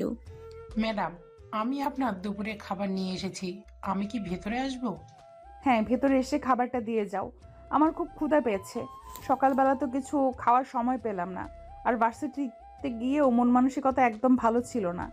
এখন খাবার খেতেই হবে, তা না হলে আবার পেট ব্যথা শুরু হয়ে যাবে। হ্যাঁ ম্যাডাম, আর তাই তো আমি আপনার জন্য আজকে আপনার পছন্দের খাবার রান্না করেছি। আপনি তো সর্ষে ইলিশ আর চিংড়ির মালাইকারি খুব পছন্দ করেন। আমি এই দুইটোই আজকে আপনার জন্য রান্না করেছি, খেয়ে কিন্তু রিভিউ দিবেন। এই বলে সার্ভেন্ট নেহার রুমে খাবারগুলো রেখে সেখান থেকে বের হয়ে গেল। অপরদিকে নেহা হাত মুখ ধুয়ে এসে খাবারটা খেয়ে নিল। খাবার খেতেই তার কেমন যেন ঘুম ঘুম লাগছিল, আর শরীরটা খুবই ক্লান্ত লাগছিল। তাই সে একটু বিছানায় গিয়ে শুইল। বিছানায় শোয়া মাত্রই সে কখন ঘুমিয়ে পড়ল সেটা বুঝতেই পারল না। অপরদিকে তার ঠিক আধা ঘন্টা পর নেহার আব্বু আবারও তাদের বাড়ির কাজের লোককে ডাক দিল। কী ব্যাপার, তোমাকে যে বলেছিলাম নেহার খাবারের ঘুমের ওষুধ মিশিয়ে দিতে, তুমি কি সেটা করেছো? হ্যাঁ স্যার, আমি তো অনেকক্ষণ আগেই নেহা ম্যাডামের খাবারে ঘুমের ওষুধ মিশিয়ে দিয়েছি, ম্যাডামকে দিয়েও এসেছি। এতক্ষণে ম্যাডাম মনে হয় খাবারটা শেষ করে নিয়েছে। ঠিক আছে, তুমি একবার নেহার রুম থেকে দেখে শুনে আর ওষুধে কাজ হয়েছে কিনা। সার্ভেন্ট তখন নেহার রুমে গেল, আর সেখানে গিয়ে দেখতে পেল নেহা শুয়ে আছে। নেহা ঘুমিয়ে পড়েছে কিনা সেটা বুঝবার জন্য নেহাকে 2-3 বার ডাক দিল। নেহা কোনো সারা শব্দ করছিল না। সার্ভেন্ট বুঝতে পারলো নেহা ততক্ষণে ঘুমিয়ে গেছে, তাই সে নেহার বাবার রুমে ফিরে আসে আর নেহার বাবাকে বলে, স্যার, ম্যাডাম ঘুমিয়ে পড়েছে, আমি চেক করে দেখে এসেছি। ম্যাডামকে আমি 2 থেকে 3 বার ডাক দিয়েছি, কিন্তু ম্যাডাম কোনো সাড়া শব্দ করেনি। ঠিক আছে, কোনো সমস্যা নেই। আর এই নাও, এখানে পুরো 10,000 টাকা আছে। আমি যে আমার নিজের মেয়েকে ঘুমের ওষুধ দিয়েছি সেটা আবার তোমাকে দিয়ে, এটা কিন্তু জীবন চলে গেলেও কারো কাছে কোনোদিনও প্রকাশ করবে না। আচ্ছা ঠিক আছে, সবই বুঝলাম, কিন্তু এখন আপনি আমাকে এইটা বলুন যে আপনি এই কাজটা কেন করছেন? শোনো তাহলে, আমার মেয়েকে চৌধুরী গ্রুপ অফ ইন্ডাস্ট্রিজের মালিকের একমাত্র ছেলে নীল পছন্দ করে আর তাকে প্রেমের প্রস্তাব দিয়েছে, কিন্তু আমার মেয়েটা কোনোভাবে রাজি হচ্ছে না। আমার মেয়েটা তো এমন সিদ্ধান্ত নিয়েছে আমি যেন তাকে দেশের বাইরে কোথাও পাঠিয়ে দেই এই ছেলেটার সঙ্গে সম্পর্ক না করার জন্য। কিন্তু আমি তো চাই আমার মেয়েটা ওই ছেলেটার সঙ্গে সম্পর্ক করুক, আর যেভাবেই পারুক ওই ছেলেটাকে বিয়ে করে নিক। কিন্তু তুমি তো জানো না আমার মেয়েটা কত অহংকারী আর রাগী। তাই আমার মেয়েটাকে একটু শান্ত রাখার জন্য আমাকে এই পথটা অবলম্বন করতে হলো। ঠিক আছে স্যার, আমি বুঝতে পেরেছি, কোনো সমস্যা নেই, আপনি নিশ্চিন্তে থাকুন, কাক পক্ষেও এই ব্যাপারে কিছুই জানবে না। এই বলে সার্ভেন্ট নেহার বাবার রুম থেকে বের হয়ে আসলো। নেহার বাবা তখনই নীলকে ফোন করলো আর সবকিছু খুলে বলল। এই না হলে আমার শ্বশুর মশাই বুদ্ধিমানের মতো একটা কাজ করেছেন। যাই হোক, আমার বউটাকে কিন্তু দেখে রাখবেন যেন কোনো সমস্যা না হয়। ঠিক আছে বাবা, কোনো সমস্যা নেই, তুমি আমার উপর সম্পূর্ণ ভরসা রাখতে পারো। ঠিক আছে বাবা, কোনো সমস্যা নেই, তুমি আমার উপর সম্পূর্ণ ভরসা রাখতে পারো। আমি তোমার ভালোবাসার মানুষটাকে কোনোভাবেই হারিয়ে যেতে দিব না। তোমার মতো জামাই পাওয়া ভাগ্যের ব্যাপার, এটা আমি হাতছাড়া করতে চাই না। ঠিক আছে শ্বশুর মশাই, আপনাকে অসংখ্য ধন্যবাদ বুঝবার জন্য। আর হ্যাঁ, আমি আগামীকালকে একবার আমার প্রিয় মানুষটাকে দেখতে আসব। ঠিক আছে বাবা, কোনো সমস্যা নেই। তোমার যখন ইচ্ছে তখন তুমি আমার বাড়িতে এসে নেহাকে দেখে যেও, আমার কোনো আপত্তি নেই। অতঃপর নীল ফোনটা কেটে দিল। আর এদিকে পরের দিন সকালবেলা নীল যখন ঘুম থেকে উঠল, ফ্রেশ হয়ে নাস্তা খাওয়ার জন্য টেবিলে গেল, তখনই তার আম্মু তাকে জিজ্ঞাসা করলো, কি ব্যাপার? আমি তোকে কিছু জিজ্ঞাসা করেছিলাম, কিন্তু তুই আমার কথার কোনো উত্তর দিসনি কেন? আমি তো ভাবছি তুই আমার কথারকে সম্পূর্ণ এড়িয়ে গেছিস। আরে আম্মু, এত চিন্তার কি আছে? আমি কি কখনো এমন কিছু হয়েছে যেটা তোমার কাছ থেকে লুকিয়েছি? তাহলে এখন কেন লুকাতে যাব আমি তোমার কাছ থেকে? কোনো কিছুই লুকাইনি। তাছাড়া আমি যখন কোনো কাজ করি তখন কিন্তু সবার আগে আমি আমার ফ্যামিলির মানুষদের জানাই, এটা তো তুমি খুব ভালো করেই জানো। হ্যাঁ, সেটা আমি জানি, কিন্তু তোকে জিজ্ঞাসা করেছিলাম তোর প্রেয়সীকে। তুই তো সেই বিষয়ে আমাকে কিছুই বললি না। তুই কি নতুন নতুন প্রেমে পড়েছিস নাকি? হ্যাঁ, আর মেয়েটাকে আমি খুব ভালোবেসে ফেলেছি। আমি বিয়ে করতে চাই মেয়েটাকে। এটা তো খুবই ভালো খবর। তাহলে আজকে তোর আব্বু বাসে আসলে আজকে আমি তোর আব্বুর সঙ্গে এ ব্যাপারে কথা বলবো। কে মেয়েটা? আর কি মেয়েটার পরিচয়? মেয়েটার কোনো ছবি আছে তোর কাছে? দেখাতে পারবি আমাকে? মোবাইলটা বের করে তার মোবাইল থেকে নেহার একটা ছবি তার আম্মুকে দেখালো। ছবি দেখে তো তার আম্মা একদম প্রথম দেখাতেই পছন্দ করে ফেললো আর নীলকে বলল, মাশাল্লাহ, একদম পরীর বাচ্চা বলা চলে। আমার ছেলের পছন্দ আছে বলতে হয়, তা না হলে এত সুন্দর মেয়েকে পছন্দ করতে পারলো?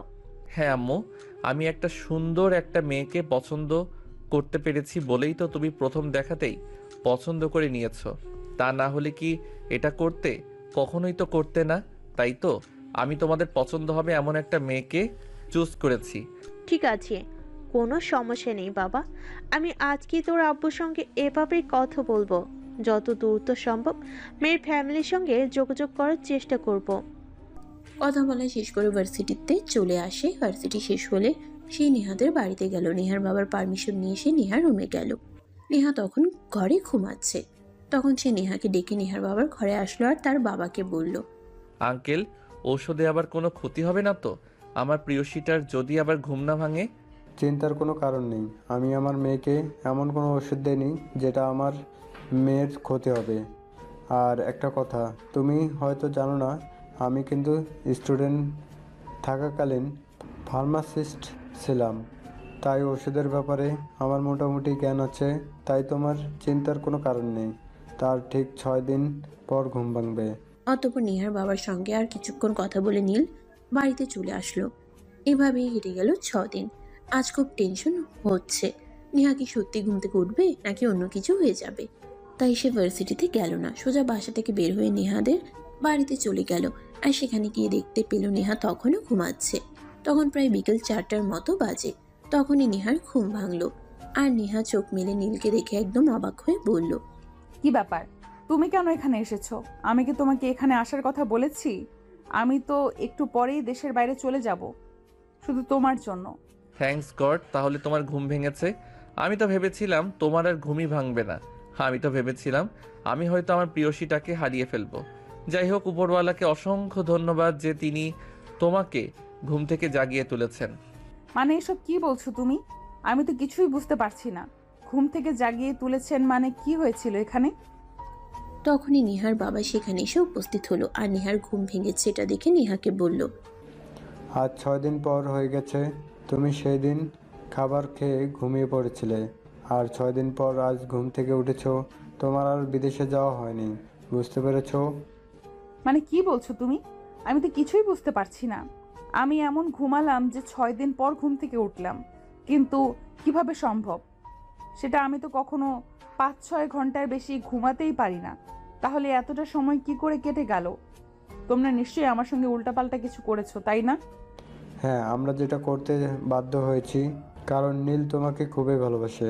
কিন্তু তুমি নীলকে কোনো পাত্তা না দিয়ে উল্টে দেশ ছেড়ে চলে যাওয়ার চিন্তা করেছিলে। আমি বাবা হয়ে কিভাবে তোমাকে সেরকমটা করতে দেই? তাই তো আমি বাধ্য হয়ে তোমার খাবারের মধ্যে ঘুমের ওষুধ মিশিয়ে দিয়েছিলাম, যাতে তোমার বিদেশে যাওয়া না হয়। কারণ ভালোবাসা জীবনে একবারে আসে, ভালোবাসা বারবার আসে না। আর সঠিক মানুষকে কখনো অবহেলা করতে নেই। মানে তুমি আমার বাবা হয়ে আমাকে ঘুমের ওষুধ দিয়েছিলে? আমি বুঝতে পারছি না, আর তুমি আমার বাবা নাকি শত্রু? আমার ভাবতে অবাক লাগছে যে তুমি অপরিচিত একটা ছেলের জন্য আমাকে ঘুমের ওষুধ দিয়েছিলে। তুমি ভাবলে কি করে এই ছেলেটাকে আমি কোনোদিনও মেনে নেব? তুমি মেনে নেবে কি নেবে না সেটা তো একান্তই তোমার ব্যক্তিগত ব্যাপার, কিন্তু আমি তোমার ছবি আমার ফ্যামিলিকে দেখিয়েছি, তারা সবাই তোমাকে পছন্দ করেছে। আর আমার শ্বশুর মশাইয়ের সঙ্গেও কথা বলে নিয়েছি, আগামী সপ্তাহেই আমাদের বিয়ে হবে। তুমি পাগল নাকি মাথা খারাপ আমি সেটাই বুঝতে পারছি না। যেখানে আমি তোমাকে সহ্যই করতে পারি না, আর সেখানে আমি তোমাকে বিয়ে করব, এটা জাস্ট অসম্ভব। কোনো দিনও আমি তোমাকে বিয়ে করব না। যদি কখনো প্রয়োজন হয় তাহলে আমি সারা জীবন চিরকুমারী হয়ে থেকে যাব, কিন্তু তোমাকে আমি কোনোদিনও বিয়ে করব না, এটা মাথায় ঢুকিয়ে নাও। ওকে ডার্লিং, ঠিক আছে, কোনো সমস্যা নেই। তুমি আমাকে যাই কিছু বলো না কেন, আমি এক চুলও পিছপা হব না। আমি তোমায় ভালোবাসি, আর এই কথাটা সত্য। তাছাড়া তোমার ফ্যামিলি, আমার ফ্যামিলি যখন মেনে নিয়েছে, তাহলে তো তোমার রাজি থাকা বা না থাকাতে কিছুই যায় আসে না। এই বলে নীল বাড়িতে চলে আসলো আর তার আম্মুকে সবকিছুই খুলে বলল। সবকিছু শুনে তার আম্মু তাকে বলল, ঠিক আছে বাবা, সব কিছুই না হয় বুঝলাম, কিন্তু এরকম করাটা কি ঠিক হচ্ছে? আমি তো সেটাই ভাবতে পারছি না, কারণ মেয়েটা তোকে ভালোবাসে না মনে হয়। আম্মু, তুমি যে কি বলো না, আমি সেটাই বুঝতে পারি না। তোমার ছেলের মতো একটা ছেলেকে মানুষ ভালো না বেসে থাকতে পারে, এটা তুমি বলছো? আমি বিশ্বাস করি না। আজ না হোক কাল নেহাকে আমার ভালোবাসতেই হবে, আর এটা আমার প্রমিস। আচ্ছা বাবা, ঠিক আছে, কোনো সমস্যা নেই। তুই যখন মেয়েটাকে ভালোবাসিস, তখন আমরা যেভাবে পারি মেয়েটাকে তোর কাছে এনে দেব। এই কারণ তোর জন্মের পর কখনো এমন কিছুই হয়নি যে তুই আমাদের কাছে চেয়েছিস আর আমরা তোকে এনে দেইনি। হ্যাঁ, এটা ঠিক যে তোমরা সব সময় আমি মুখ ফুটে কোনো কিছু চাওয়ার আগে সেই জিনিসটা আমার সামনে এনে হাজির করেছো, আর সেই জন্যই তো আমি তোমাদেরকে এতটা ভালোবাসি। যাই হোক, এখন আর কথা বাড়াবো না, আমার একটু টায়ার্ড লাগছে, আমি রুমে গিয়ে বিশ্রাম করব। এই বলে নীল সেখান থেকে সোজা নিজের রুমে চলে গেল আর বিছানায় শুয়ে দিল লম্বা একটা ঘুম। পরের দিন সকালবেলা যখন ঘুম ভাঙলো, সে বিছানাতে শুয়ে শুয়ে নেহাকে ফোন করলো। নেহা নীলের নাম্বারটা দেখতে পেয়ে ফোন রিসিভ করলো না। নীল তখন একটা মেসেজ করলো তাকে। গুড মর্নিং আমার রানীটা, সেই কখন থেকে তোমাকে ফোন দিয়ে যাচ্ছি, কিন্তু তুমি আমার ফোন তুলছো না কেন? তুমি কি এখনো আমার উপর অভিমান করে আছো? প্লিজ তুমি আমার উপর অভিমান করে থেকো না, প্লিজ ফোনটা তোলো। কিন্তু তাতেও কোনো কাজ হলো না। মেয়ের সাথে দেখার পরও নীল আরও বেশ কয়েকটা ফোন দিয়েছিল। নেহা তার ফোন তুললো না, উল্টে ফোনটা সুইচ অফ করে রাখলো যাতে নীল আর তাকে ফোন দিয়ে বিরক্ত করতে না পারে। এদিকে নেহার ফোন সুইচ অফ দেখে নীলের মাথা একদম খারাপ হয়ে গেল। সে আর এক মুহূর্ত দেরি না করে বাসা থেকে বের হয়ে সোজা নেহাদের বাড়িতে চলে গেল আর ড্রয়িং রুমে দাঁড়িয়ে চিৎকার করতে থাকলো। এই নেহা, নেহা কোথায় তুমি? আমি সে কখন থেকে তোমাকে ফোন দিচ্ছি, তুমি আমার ফোন তুলছো না কেন? কি সমস্যা তোমার? কি ব্যাপার বাবা, কি হয়েছে? তুমি এই সকালবেলা এখানে এসে এভাবে চেঁচামেচি করছো কেন? তুমি কি নেহাকে ফোন করেছিলে? হ্যাঁ শ্বশুর মশাই, আমি আমার বউটাকে সেই কখন থেকে ফোন করছি, কিন্তু বউটা আমার ফোন তো তুলছেই না, উল্টেও ফোনটা সুইচ অফ করে রাখছে। আপনি বলুন, এগুলো কি মেনে নেওয়া যায়? আমি বুঝতে পারছি না কি সমস্যা আমার মেয়েটার। কেন আমার মেয়েটা এরকম করছে? কেন সে তার জীবনে সঠিক মানুষটাকে চুজ করতে পারছে না? তুমি একটা কাজ করো, নেহা নিজের রুমে রয়েছে, এখানে গিয়ে ওর সঙ্গে কথা বলো, দেখো কিছু করতে পারো কিনা। নীল তখন আর কোনো কথা না বলে সোজা উপরে নেহার রুমে চলে গেল। রুমের দরজা খোলাই ছিল, তাই সে দরজায় নক না করেই রুমে ঢুকে গেল। আর নেহা তখন ড্রেস চেঞ্জ করছিল। নীল সেদিকে লক্ষ্য না করে রুমের দরজা লক করে দিল। দরজা লক করার শব্দ শুনে তাকিয়ে একদম চিৎকার দিয়ে উঠল। এই অসম্ভব, এই তো লুচ্চা ছেলে। তোকে কে পারমিশন দিয়েছে আমার রুমে আসার, যখন কিনা আমি ড্রেস চেঞ্জ করছি? আর তখন তুই ভেতরে এসে দরজা নকও করে দিয়েছিস, লকও করে দিয়েছিস। আমি আমার বউয়ের রুমে আসবো কখন আর কিভাবে আসবো সেই ব্যাপারে আমি কোনোদিনও কাউকে কোনো কিছু জিজ্ঞাসা করব না। আমি আমার বউয়ের রুমে যখন ইচ্ছা তখন আসবো। এতে যদি তোমার প্রবলেম থাকে তাহলে তো আমার কিছু করার নেই। আমি বুঝতে পারি না তোর মাথায় সমস্যা নাকি পেটে। তোকে এত লজ্জা দিচ্ছি, তারপরও তোর লজ্জা হচ্ছে না। আর তারপর কিনা এখন তুই জোর করে আমাকে বউ বানাতে চাইছিস। এত সাহস তোর কোথা থেকে আসে? আমি তো সেটাই বুঝতে পারছি না। আমার কাছে নেই, আমার রুম থেকে বের হয়ে যাবে, তা না হলে কিন্তু খুব খারাপ হয়ে যাবে বলে দিলাম। আমিও দেখতে চাই তুমি কি খারাপ করতে পারো আমার সঙ্গে, সেটা দেখার বড্ড ইচ্ছে আমার। নেহা তখন রেগে মেগে নীলের দিকে এগিয়ে আসছিল নীলকে থাপ্পড় মারবে বলে, কিন্তু নীল তাকে সেই সুযোগটা না দিয়ে বিছানায় ধাক্কা মেরে ফেলে দিল আর তার উপর শুয়ে পড়ল। নেহা তাকে নিজের উপর থেকে সরানোর জন্য প্রাণপণ চেষ্টা করছে, কিন্তু কোনোভাবেই পেরে উঠছে না। নীল তাকে বিছানার সঙ্গে চেপে ধরলো আর তার ঠোঁট দুটোতে ইচ্ছে মতো কিস করতে থাকলো।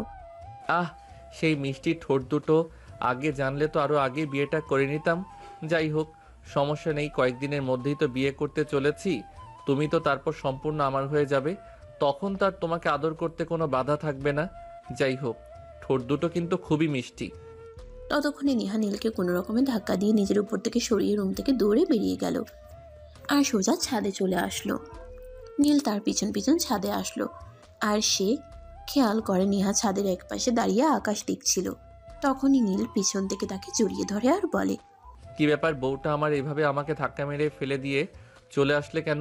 তোমার বুকের উপর শুয়ে থেকে তো আমার ভালোই লাগছিল। তোমার ওই দুটো যা নরম, আমার তো মনে হচ্ছিল আমি কোনো তুলোর বালিশের উপর শুয়ে আছি। আমার না তোমার ওই ঠোঁট দুটো চুষে খেতে খুব ইচ্ছা করছে। প্লিজ চলো না, একবার রুমে একবার একটু টেস্ট করতে দাও। তুই আমার চোখের সামনে থেকে যা, বলছি।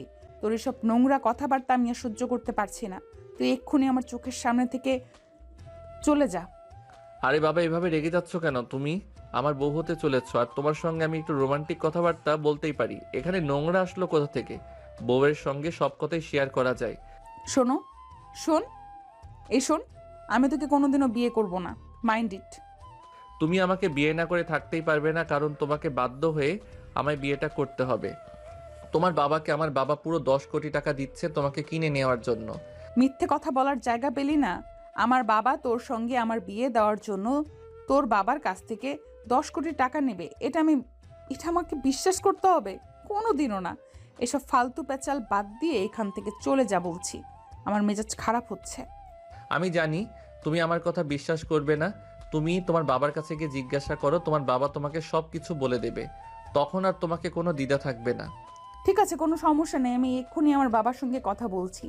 আর যদি আমার বাবা এটা অস্বীকার করে তাহলে এর পরিণাম কি হবে তুই বুঝতে পারছিস না। আমি তোকে মিথ্যা মামলায় ফাঁসিয়ে জেলের ঘানি টানাবো, কথাটা মাথায় রাখিস। ঠিক আছে মাই ডিয়ার, কোনো সমস্যা নেই। তোমার আব্বু যদি বলে আমি মিথ্যা কথা বলেছি, তাহলে তুমি আমাকে যে শাস্তি দেবে আমি সেটাই মাথা পেতে নেব। কিন্তু যদি তোমার আব্বু স্বীকার করে, তাহলে তুমি কি করবে? তখন তো তোমাকে বাধ্য হয়ে আমাকে বিয়েটা করতে হবে, তাই নয় কি? ঠিক আছে, সেটা সময় হলেই দেখা যাবে কি করব আর না করব। কিন্তু এখন তুই আমার সঙ্গে আব্বুর কাছে চল। আমি তোকে সামনে রেখেই আব্বুকে জিজ্ঞাসা করতে চাই। আমি 100% নিশ্চিত আব্বু না বলবে, আর তারপর তোর মুখের অবস্থাটা যা হবে সেটাই আমি দেখতে চাই। এই কথা বলতে বলতে নেহা আর নীল দুজনেই ছাদ থেকে নেমে নেহার আব্বুর রুমে চলে আসলো আর তারপর নেহা তার আব্বুকে বলল, আব্বু, এই ছেলেটা এসব কি বলছে? তুমি নাকি এই ছেলেটার সঙ্গে আমাকে বিয়ে দেওয়ার জন্য এই ছেলের আব্বুর কাছ থেকে পুরো 10 কোটি টাকা নিয়েছো? হ্যাঁ, একদম ঠিক কথাই বলেছেন। সামনে ইলেকশন আছে, আর ইলেকশনে আমার টাকাগুলো কাজে লাগবে। আর এতগুলো টাকা কখনোই কেউ আমাকে এমনি এমনি দেবে না। তাই আমি তোমার শ্বশুরমশাই এর কাছ থেকে টাকাগুলো পণ হিসেবে নিয়েছি, আর তাদের কথা দিয়েছি আমি তোমাকে নীলের সঙ্গে বিয়ে দেব। তোমার কি মাথায় সমস্যা হয়েছে নাকি? আমি সেটাই বুঝতে পারছি না। তুমি সামান্য কটা টাকার জন্য নিজের মেয়েকে একটা ছেলের হাতে তুলে দিতে চাইছো। তোমার কি একবারও লজ্জা করলো না? আমি তো তোমাকে বাবা হিসেবে পরিচয় দিতেই ঘেন্না বোধ করছি। এসব কথা বলে কোনো লাভ হবে না মামনি, কারণ আমি তোমার শ্বশুর মশাইকে কথা দিয়েছি আর ওনার কাছ থেকে টাকা নিয়েছি ওনার ছেলের সঙ্গে তোমাকে বিয়ে দেব বলে। তাই এখন তুমি যাই কিছু করো না কেন, আমার কিছুই করার নেই। আমার মান সম্মান রক্ষার্থে তোমাকে নীলকেই বিয়ে করতে হবে, এছাড়া আর কোনো পথ খোলা নেই। আমার মা জীবনের সবচাইতে বড় ভুলটা করেছিল তোমার মতো একটা মানুষকে নিজের জীবনে বিয়ে করে, আর সেই ভুলের মাসুল এখন আমাকে গুনতে হচ্ছে। আমার মা যদি আজ বেঁচে থাকতো তাহলে দেখতে আমি তোমাদের দুজনকে ঠিক কী করি। কিন্তু দুর্ভাগ্যবশত তোমার মনে এখন তোমার কিছু করার নেই। তোমাকে বাধ্য হয়ে নীলকে বিয়েটা করতে হবে, তা না হলে তোমার বাবার মান ইজ্জত বলতে কিছু থাকবে না। নেহা তখন কোনো কথা না বলেই সেখান থেকে চলে যেতে চাইছিল। নীল তখনই পেছন থেকে তার হাতটা ধরে ফেললো আর বলল, তা মাই ডিয়ার বউটা, এবার তো তুমি আমার আব্বুর কাছ থেকে শুনে নিয়েছো, তোমার আব্বুর কাছ থেকে শুনে নিয়েছো সব সত্যটা। তাহলে এখন তুমি কি করবে সেটাই আমাকে বলো। প্রয়োজন হলে গলায় দড়ি দিব, আত্মহত্যা করব, কিন্তু তোর মতো ছেলেকে আমি কোনোদিনও বিয়ে করব না। এটা তোর মাথায় ঢুকিয়ে নে। খুবই দুঃখের সঙ্গে জানাতে হচ্ছে যে তোমাকে এসব কোনো কিছুই করতে দেওয়া হবে না। তোমাকে আমার বিয়েটাই করতে হবে। এটাই তোমার জন্য ওয়ান অ্যান্ড অনলি অপশন। তোমার সামনে আর কোনো পথ খোলা নেই। যাই হোক, এত চিন্তা করে কোনো লাভ নেই। আমাকে বিয়ে করার জন্য নিজেকে মানসিকভাবে প্রস্তুত করো, কারণ বিয়ের পর তো তুমি তোমাকে নিয়ে চিন্তা করার মতো কোনো সময় পাবে না। সারাক্ষণ শুধু আমাকে নিয়ে চিন্তা করতে হবে। আমি যেসব কিছুই করব না, এত চিন্তা করে কোনো লাভ নেই। আমাকে তুই কোনোদিনও পাবি না, বললাম তো। প্রয়োজন হলে গলায় দড়ি দিব, আত্মহত্যা করব, কিন্তু তোর মতো ছেলেকে আমি কোনোদিনও বিয়ে করব না। আরে মামুনি, এভাবে কেন বলছো? নিজের জামাইয়ের সঙ্গে এভাবে কথা বলতে হয় না, সেটা তুমি জানো না? তোমাকে তো বলেছি তোমাকে বাধ্য হয়ে নীলকে বিয়েটা করতে হবে, কারণ আমি নীলের বাবার কাছ থেকে পুরো 10 কোটি টাকা নিয়েছি। তাই তোমার নীলকে বিয়ে না করে কোনো উপায় নেই। নেহা তখন কোনো কথা না বলেই সেখান থেকে চলে গেল আর নিজের রুমে গিয়ে ইচ্ছে মতো কান্না করতে থাকলো। কারণ সে এরকমটা কোনোদিনও কল্পনা করেনি তার বাবা তাকে টাকার জন্য একটা ছেলের কাছে বিক্রি করে দেবে, আর সেটাও কিনা নির্বাচন করবার টাকার জন্য। সে নিজের আম্মুকে অনেক বকাবকি করছে, কেন তার আম্মু তাকে জন্ম দিয়ে পরপারে চলে গেল, কেন তাকে সঙ্গে নিয়ে গেল না। এইসব চিন্তা করতে করতেই সে যে রুমে শুয়ে কখন ঘুমিয়ে গেছে সেটা তার খেয়ালই ছিল না। যখন তার ঘুম ভাঙলো তখন সে নীলকে নিজের বুকের উপর আবিষ্কার করলো। এটা দেখে তার শরীর একদম রাগে জ্বলে যাচ্ছিল। সে চিৎকার করে বলে উঠল, তোকে এত বড় সাহস কে দিয়েছে আমার রুমে, আমার বিছানায় আর আমার বুকের উপর শুয়ে থাকতে? তুই তো দেখছি বড্ডবার বেড়ে গেছিস। কিভাবে তুমি আমায় খুশি রাখবে, কিভাবে তুমি আমায় ভালো রাখবে, এগুলো সারাক্ষণ চিন্তা করতে হবে। কি করব বলো শ্বশুর মশাই? একটু জরুরি কাজে তোমাকে কিছু না বলে বাসা থেকে বের হয়ে গেছে, আর আমি তোমাকে একা একা বাসার ভিতরে রেখে চলে যাই কি করে? তাই তো আমি তোমার বাড়িতেই থেকে গেলাম। তাছাড়া আমি তোমার বাড়িতে অন্য একটা রুমে একা একা কেন থাকবো? যদি রাতের বেলা আমার ভয় লাগে, তাই তো আমি তোমার রুমে এসে শুয়ে থাকলাম। তোকে কে বলেছে আমি ভয় পাবো? এইসব ভণ্ডামি মার্কা কথাবার্তা আমার সামনে আর কখনোই বলবি না। এখনই তুই আমার রুম থেকে বের হয়ে চলে যা। আমি তোকে এই বাড়িতে দেখতে চাই না। এত রাতে আমি কোথায় যাব? এখন রাত প্রায় 3টার বেশি বাজে। এখন কি আমি রাস্তায় কোনো গাড়ি পাবো যেটা দিয়ে আমার বাড়িতে যেতে পারবো? তাছাড়া তোমার সঙ্গে ঘুমাতে আমার বেশ কমফোর্টেবল লাগছে। তাহলে আমি কেন এত শান্তির জায়গা ছেড়ে চলে যাব? আমি এত শান্তিনিকে জায়গা ছেড়ে কোথাও যেতে চাই না। আমি সারা জীবন তোমার বুকের মধ্যেই থেকে যেতে চাই। আর আমি তোকে জাহান্নামে পাঠাতে চাই। এই কথা বলেই নেহা নিজের শরীরের সমস্ত শক্তি দিয়ে নীলকে ধাক্কা দিয়ে একদম ফ্লোরে ফেলে দিল। নীল কোমরে প্রচণ্ড ব্যথা পেল, সে ব্যথায় কোকড়াতে থাকলো। ও মা গো, বাবা গো, মরে গেলাম গো! এত জোরে কেউ নিজের জামাইকে মারে সেটা আমার জানা ছিল না। এই প্রথমবার তোমাকে দেখে বুঝলাম। যাই হোক, যাই কিছু করো না কেন, তুমি কিন্তু তোমার পাশ থেকে আমাকে কোনোভাবেই সরাতে পারবে না। তাই এইসব প্রচেষ্টা করে কোনো লাভ হবে না। আল্লাহ, তুমি আমায় রক্ষা করো। কোন পাপ করেছিলাম জানি না, যার কারণে এরকম ফল ভোগ করতে হচ্ছে। এই শোন, তোকে যদি এখানে থাকতে হয় তাহলে হয় তুই অন্য রুমে গিয়ে ঘুমাবি, নয়তো সোফায় ঘুমাবি। আমার বিছানায় তোর কোনো জায়গা হবে না। ঠিক আছে, কোনো সমস্যা নেই। আমি সারা রাত সোফায় শুয়ে শুয়ে কাটিয়ে দেব, কোনো সমস্যা নেই। তুমি ঘুমাও, আমি তোমায় পাহারা দিচ্ছি। ভয় পেও না, আমি এখান থেকে যাব না। নেহা তখন মুখটাকে একটা ভিঞ্চি মেরে ঘুমিয়ে পড়লো অপর দিকে ফিরে। কোনো কথা না বলে বাসা থেকে বের হয়ে সোজা বাইরে চলে আসলো। সকালবেলা যখন তার ঘুম ভাঙলো তখন সে দেখতে পেল নীল সোফায় শুয়ে ঘুমাচ্ছে। সে কোনো কথা না বলে বাসা থেকে বের হয়ে সোজা বাইরে চলে আসলো। রেস্টুরেন্টে এসে নাস্তা করলো আর তারপর গাড়ি নিয়ে বের হয়ে পড়লো ঘুরবার জন্য। সে একটা পার্কের বেঞ্চে এসে বসলো। তখনই নীল সেখানে এসে উপস্থিত হলো আর তাকে বলল, কি ব্যাপার, তুমি সকালবেলা ঘুম থেকে উঠে কাউকে কিছু না জানিয়ে এখানে চলে এসেছো কেন?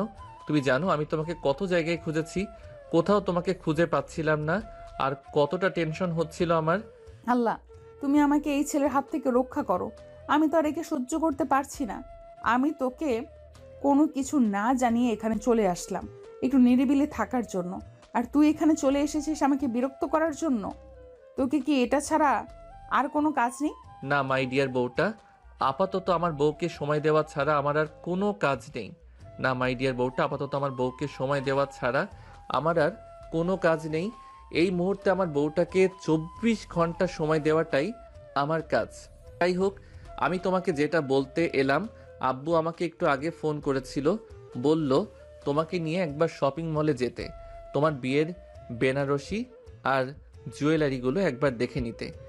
যেখানে তোকে বিয়ে করার কোনো ইচ্ছেই আমার নেই, সেখানে আমি যাব জুয়েলারি আর বেনারসি পছন্দ করতে? শোন, আমি তোকে বিয়েই করছি না, আর এইসব করার তো কোনো প্রশ্নই ওঠে না। তোর যা ইচ্ছা তাই করতে পারিস। সেটা বললে তো হবে না। এখন এই মুহূর্তে আমি তোমাকে জোর করে হলেও শপিং মলে নিয়ে যাব, আর তোমার বিয়ের বেনারসি আর অর্নামেন্টসগুলো তোমাকেই চুজ করতে হবে। এই বলে নীল সেখানে আর এক মুহূর্ত দেরি না করে নেহাকে সোজা পাজা কোলে তুলে নিল আর গাড়ির ভিতরে বসিয়ে দিল। বকবক করেই চলেছে। আমি যাব না তোর সঙ্গে, আমাকে তুই গাড়ি থেকে নামিয়ে দে, তা না হলে কিন্তু আমি চলন্ত গাড়ি থেকে লাফ দিয়ে নেমে যাব। তখন কিন্তু তোকে ঝামেলায় পড়তে হবে। তুই আমাকে নামিয়ে দে। চুপচাপ গাড়িতে বসে থাকো বলছি। এখন কিন্তু একদম বেশি বাড়াবাড়ি হয়ে যাচ্ছে। এর পরিণাম কিন্তু খুবই খারাপ হবে, যেটা তুমি কল্পনাও করতে পারবে না। তাই কথা না বলে চুপচাপ গাড়িতে বসে থাকো, আর আমি তোমাকে যেটা করতে বলছি তোমাকে সেটাই করতে হবে। তুমি শপিং মলে যাবে, সেখানে তোমার বিয়ের বেনারসি আর অর্নামেন্টস চুজ করবে, তারপর আমি তোমাকে বাসায় দিয়ে আসবো। আমি কিচ্ছু করব না, তোকে আমি বিয়ে করব না, এইসব করার তো কোনো প্রশ্নই ওঠে না। তুই আমার আব্বুর টাকা দিয়েছিস, তুই আমার আব্বুকে টাকা দিয়েছিস, তুই আমার আব্বুর কাছ থেকে টাকাগুলো ফিরিয়ে নিবি, এটা আমার আদেশ। আর যদি তুই সেটা না করিস তাহলে কিন্তু আমি তোকে এমনিতে তো বিয়ে করবই না, এরপর যে তোর সাথে কি করব সেটা তুই কল্পনাও করতে পারবি না। আরে বাবা, বললাম তো তোমাকে আমাকে বিয়ে করতে হবে, এছাড়া অন্য কোনো উপায় নেই। অধমা নীল আর কোনো কথা না বাড়িয়ে সোজা নেহাকে নিয়ে শপিং মলে চলে আসলো। আর সেখানে নেহাকে তার বিয়ের বেনারসি আর অর্নামেন্টস চুজ করতে বলা হলো। নেহা প্রথমে অনেক খাটতারামি করছিল, কিন্তু নীলের জেদের কাছে সে টিকতে পারলো না। অবশেষে সে সব কিছু পছন্দ করলো। আর তারপর নীল কেনাকাটা শেষ হলো, নেহাকে বাসায় পৌঁছে দিয়ে বাসায় চলে আসলো। বাসায় আসতেই তার আম্মু তাকে বলল, কি ব্যাপার নীল, তোর আব্বুর কাছে শুনলাম তোর আব্বু নাকি তোকে বলেছিল নেহাকে নিয়ে শপিং মলে যেতে আর বিয়ের কেনাকাটা করতে, তো করেছিস নাকি? হ্যাঁ আম্মু, যা যা লাগবে সব কিছুই কিনে দিয়েছি, আর সব কিছুই নেহার বাড়িতে পৌঁছে দিয়ে এসেছি। কোনো সমস্যা নেই। এখন তোমরা প্রস্তুতি নিতে থাকো, আগামীকালকে তো হলুদ, আর তারপর দিনই বিয়ে। হ্যাঁ বাবা, তুই কোনো চিন্তা করিস না, সমস্ত প্রস্তুতি নেওয়ার শেষ হয়ে গেছে। এখন শুধু অপেক্ষায় আছি কখন নেহাকে বউ বানিয়ে এই বাড়িতে নিয়ে আসবো। এভাবেই মা ছেলে কথা বলতে বলতে নিজেদের রুমে চলে গেল। এরপর চলে গেল 2 দিন। হলুদের পর্ব শেষ হয়ে গেল। আজ নীল আর নেহার বিয়ে।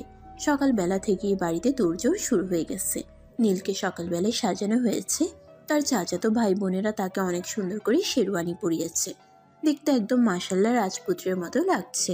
আমার রাজপুত্রের উপর কারো নজর না লাগুক, ভালো থাকুক আমার ছেলেটা, তার ভালোবাসার মানুষকে নিয়ে আশীর্বাদ রইল। ধন্যবাদ আম্মু, দোয়া করো যেন জীবনে ভালো কিছু করতে পারি এবং তোমাদের সবাইকে সঙ্গে নিয়ে ভালো থাকতে পারি।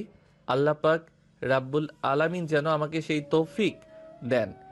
হ্যাঁ বাবা, তুই আমাদের একমাত্র আদরের রাজপুত্র, তোর জন্য সবসময় দোয়া আর ভালোবাসা থাকবে। জীবনে তুই অনেক সুখী হ। এরপর সমস্ত রীতি নেওয়াজ শেষ করে নেহাদের বাড়ির উদ্দেশ্যে রওনা হয়েছিল বরযাত্রী। এদিকে নেহাকে সাজানোর জন্য পার্লার থেকে লোক এসেছে, কিন্তু নেহা কোনোভাবেই সাজগোজ করতে চাইছে না।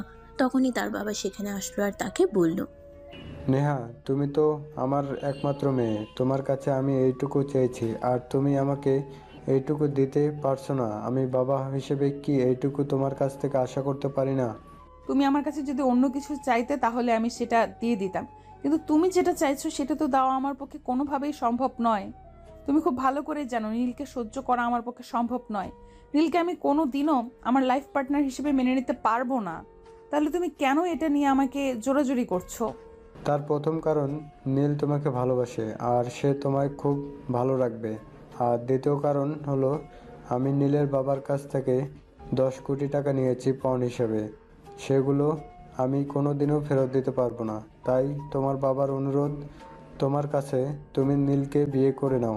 আর একটা কথা মনে রাখো, বাবা মা কখনোই সন্তানের খারাপ কিছু চায় না। নীল খুব ভালো ছেলে, তুমি খুব ভালো থাকবে তার সঙ্গে। ঠিক আছে আব্বু, কোনো সমস্যা নেই। তুমি যখন আমাকে এত রিকোয়েস্ট করে বলছো তাহলে আমি বিয়েটা করছি। কিন্তু একটা কথা মাথায় রেখো, বিয়েটা কিন্তু শুধু কাগজে কলমেই থাকবে। নীল কিন্তু কোনো দিনই আমাকে প্রপারলি স্ত্রী হিসেবে পাবে না। একটা মানুষ যদি ভালোবেসে কাউকে নিজের করে নিয়ে তার কাছে থেকে ভালোবাসা না পায়, তাহলে সেই মানুষটাকে তো আর তার জীবনে কোনো প্রয়োজন নেই। থাক মা, বিয়ে করতে হবে না তোমাকে। তুমি তো চাও তোমার বাবা অপমানিত হোক। ঠিক আছে, তাহলে তাই হবে। এই কথা বলে নেহার আব্বু সেখান থেকে চলে যেতে চাইছিল। তখন নেহা পেছন থেকে তার আব্বুকে বলল, তোমাকে অপমানিত হতে হবে না। তুমি আমার বাবা, তুমি আমার জন্য জীবনে অনেক কিছু করেছো। আমার মা না থাকার পরেও তুমি কোনোদিনও আমাকে মায়ের অভাব বুঝতে দাওনি। তুমি যখন চাইছো আমি নীলকে বিয়ে করি আর তার সঙ্গে সংসার করি, ঠিক আছে, আমি সেটা মেনে নিলাম। আলহামদুলিল্লাহ, তোমাকে অসংখ্য ধন্যবাদ মামুনি বোঝার জন্য। যাই হোক, তাহলে তুমি তাড়াতাড়ি রেডি হয়ে নাও। কাজী সাহেব এখনই চলে আসবে। বরযাত্রী ও কাছাকাছি চলে এসেছে। নেহা তখন রেডি হয়ে নিল। অপরদিকে বরযাত্রী যতক্ষণে চলে এসেছে আর তাদের খাওয়া দাওয়া চলছে, কিন্তু কাজী সাহেব এখনো আসেনি। তাই কাজী সাহেবের জন্য অপেক্ষা করা হচ্ছে। খাওয়া দাওয়া শেষ হওয়ার প্রায় আধা ঘন্টার মধ্যেই কাজী সাহেব সেখানে চলে আসলো আর বিয়ের কাজ সুসম্পন্ন করলো। অতঃপর নেহাকে নীলদের বাড়িতে নিয়ে আসা হলো। এদিকে রাতের খাওয়া দাওয়া শেষ করে সবাই নিজেদের রুমে চলে যাচ্ছে। অপরদিকে নেহা রুমে বসে বসে নীলের জন্য অপেক্ষা করছে। আজ বাসরাত বলে কথা, সবার জীবনে এই রাত শুধু একবারই আসে। প্রত্যেকটা মেয়ের এই রাত নিয়ে অনেক স্বপ্ন থাকে, নেহারও আছে। তাই তো সে ইচ্ছার বিরুদ্ধে বিয়ে করলেও নীলের জন্য বসে বসে অপেক্ষা করছে। রাত প্রায় 1টার কাছাকাছি বাজে। নীল তখন রুমে প্রবেশ করলো আর দরজাটা লাগিয়ে দিয়ে শেরওয়ানি খুলে সোফায় এসে শুয়ে পড়ার চেষ্টা করছিল। তখনই নেহা বিছানা থেকে নেমে সেখানে আসে আর তাকে বলে, কি ব্যাপার, তুমি এতক্ষণ কোথায় ছিলে আর রুমে এসে সোফায় শুয়ে পড়ছো কেন? বিছানায় তো অনেক জায়গা আছে। বিয়েটা আমি তোমাকে জোর করে করেছি, কিন্তু তোমার কাছ থেকে কোনো কিছু আমি জোর করে আদায় করতে চাই না। ভালোবাসা তোমার কাছ থেকে জোর করে পাওয়ার কোনো ইচ্ছেই আমার নেই। মানে আমি কিছুই বুঝতে পারছি না। এতদিন যা ছিল সবই অভিনয়। তুমি আমাকে ভুলিয়ে ভালিয়ে বিয়েটা করে আর এখন অ্যাভয়েড করতে চাইছো। এটা তো আমি কোনোদিনই হতে দেব না। আমি নেহা, আমি কখনোই হার মানতে শিখিনি। আর আজ তুমি আমাকে ভুলিয়ে ভালিয়ে বিয়ে করে বাসর রাতে আমাকে একা একা ঘুম পাড়াবে, এমনটা তো হতে পারে না। তুমি তো আমাকে বিয়েটাই করতে চাওনি, তাহলে এসব কথা কেন বলছো? তুমি তো চাও না আমি তোমাকে ভালোবাসি, আদর করি, নিজের ভালোবাসা আগলে রাখি। শোনা, যা হওয়ার হয়ে গেছে, সেই সব কিছু ভুলে যাও। এখন তুমি আর আমি হাজব্যান্ড ওয়াইফ। আমাদের মধ্যে ভালো একটা সম্পর্ক তৈরি করা খুবই প্রয়োজন। আমাদের মধ্যে ভালো একটা বন্ডিং রাখা খুবই প্রয়োজন, কারণ এখন আমরা হাজব্যান্ড ওয়াইফ। এখন যদি আমাদের মধ্যে সম্পর্ক খারাপ হয় তাহলে সবাই এটা নিয়ে কথা বলবে, আমাদের কথা শোনাবে। সেগুলো আমি সহ্য করতে পারবো না। তাহলে আর দেরি করছো কেন? চলো বিছানায়। দীর্ঘ 23 বছর ধরে একটা রাতের জন্য অপেক্ষা করছি, আর সেটা এখানে বসে বসে গল্প করে নষ্ট করব? তোমাকে কে বলেছে এখানে বসে বসে গল্প করে সময় নষ্ট করবার জন্য? আমি তো সেই কখন থেকে তোমার জন্য অপেক্ষা করছিলাম, তুমি তো এতক্ষণ লেট করলে। আমি তো ভেবেছিলাম তুমি আমাকে মেনে নেবে না, কারণ বিয়ের আগে যেরকম কথাবার্তা বলেছিলে তাতে তো আমি সম্পূর্ণ ভেবে নিয়েছিলাম যে তুমি আমাকে কোনোদিনও গ্রহণ করবে না। আমি যদি তোমাকে জোর করে বিয়েও করি তারপরও তুমি আমাকে মেনে নেবে না। তাই তো আমি আমার বন্ধুদের সঙ্গে আড্ডা মেরে এতক্ষণে রুমে আসলাম। আমি যদি জানতাম তুমি সবকিছু ভুলে গিয়ে নতুন করে শুরু করতে চাও, তাহলে কি আমি এতটা সময় কখনই বাইরে নষ্ট করতাম? হ্যাঁ, যেটা হওয়ার তো হয়ে গেছে, তাহলে এখন আর ঝামেলা করে কী লাভ? বিয়ে তো জীবনে একবারই হয়, তাহলে কেন এখন আর শুধু শুধু ঝামেলা করব? যাও, ফ্রেশ হয়ে আসো, আগে 2 রাকাত নফল নামাজ পড়বো। ঠিক আছে, তুমি 2 মিনিট ওয়েট করো, আমি এক্ষুনি ফ্রেশ হয়ে অজু করে আসছি। তুমিও তোমার কাপড় চোপড় চেঞ্জ করে নিতে পারো। আলমারিতে তোমার জন্য আমি বেশ কিছু কাপড় চোপড় এনে রেখেছি। নেহা তখন আলমারি থেকে নিজের জন্য একটা সুতির শাড়ি বের করে পরে নিল আর তারপর ওয়াশরুম থেকে উজু করে এসে দুজনে একসঙ্গে 2 রাকাত নফল নামাজ আদায় করে নিল। তারপর নীল চাহিদা মাছ থেকে নেয়া আগে তাজা করে তুলে নিল আর বিছানায় নিয়ে শুয়ে দিল। জানো, এই রাত নিয়ে আমার জীবনে কত স্বপ্ন ছিল। ভেবেছিলাম হয়তো পড়াশোনা শেষ করে চাকরি বাকরি করব। তারপর একটা ছেলেকে পছন্দ করে তাকে বিয়ে করব। হ্যাঁ, কিন্তু সেটা তো আর হলো না। শোনো, জন্ম, মৃত্যু, বিয়ে এগুলো আল্লাহ পাক লিখে রেখেছেন। কখন, কোথায় আর কিভাবে হবে সেটা আল্লাহ ছাড়া আর কেউ জানে না। এই তিনটি বিষয় মানুষের কোনো হাত নেই। যাই হোক, বাদ দাও সেসব কথা। যা হওয়ার তা তো হয়ে গেছে। এতদিন তোমার সঙ্গে যা কিছু করেছি সব কিছুর জন্য সরি। আসলে তোমায় খুব ভালোবাসতাম। যেদিন তুমি ভার্সিটিতে প্রথম এসেছিলে সেদিনই তোমাকে দেখে আমার ভালো লেগে গেছিল। তাই তো তুমি আমাকে বারবার অপমান করার পরও আমি তোমার পিছু নিয়ে একবারের জন্য ছাড়িনি। এখন কি এইসব কথা বলেই সময় নষ্ট করবে, নাকি আমাকে একটু আদরও করবে? এই কথাটা বলে নেহা লজ্জায় নিজের মুখটা লুকিয়ে নিল। নীল তখন আস্তে আস্তে তার মুখের উপর থেকে কাপড় সরিয়ে আলতো করে তার কপালে একটা ভালোবাসার পরশ এঁকে দিল। আর তারপর নেহার টোটে কিস করলো। আর তারপর তাকে সারা শরীরে ভালোবাসার আলিঙ্গন দিতে থাকলো। অপরদিকে নেহা তো নীলের সঙ্গে রেসপন্স করছিল। আর এভাবেই কিছুক্ষণের মধ্যেই দুজনেই ভালোবাসার অতল সমুদ্রে ডুবে গেল। যদিও নেহা অনেকটা জেদি আর রাগী মেয়ে ছিল, কিন্তু তারপরও নীলের ভালোবাসার কাছে সবকিছুই হার মেনে গেল। আসলে ভালোবাসাটা এমন অদ্ভুত একটা জিনিস যেটা আমরা সহজে বুঝতে পারি না কোনটা রিয়েল আর কোনটা ফেক। আমাদের জীবনে অনেক সময় অনেক কিছুই যায় আর আসে, কিন্তু আমাদের উচিত সঠিক জিনিসটাকে চুজ করা। নেহা হয়তো নীলের ভালোবাসাটা প্রথমে বুঝতে পারেনি, কিন্তু তারপর তার বাবা মিথ্যে কথা বলে হলেও নীলের সঙ্গে বিয়েতে তাকে রাজি করিয়েছে। কারণ তার বাবা নীল আর তার ফ্যামিলির সম্পর্কে খুব ভালো করেই জানতো।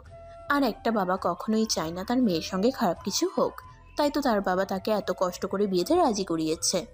যাই হোক ভিউয়ার্স, গল্পটা আপনাদের কাছে কেমন লেগেছে অবশ্যই কমেন্টে জানাতে ভুলবেন না।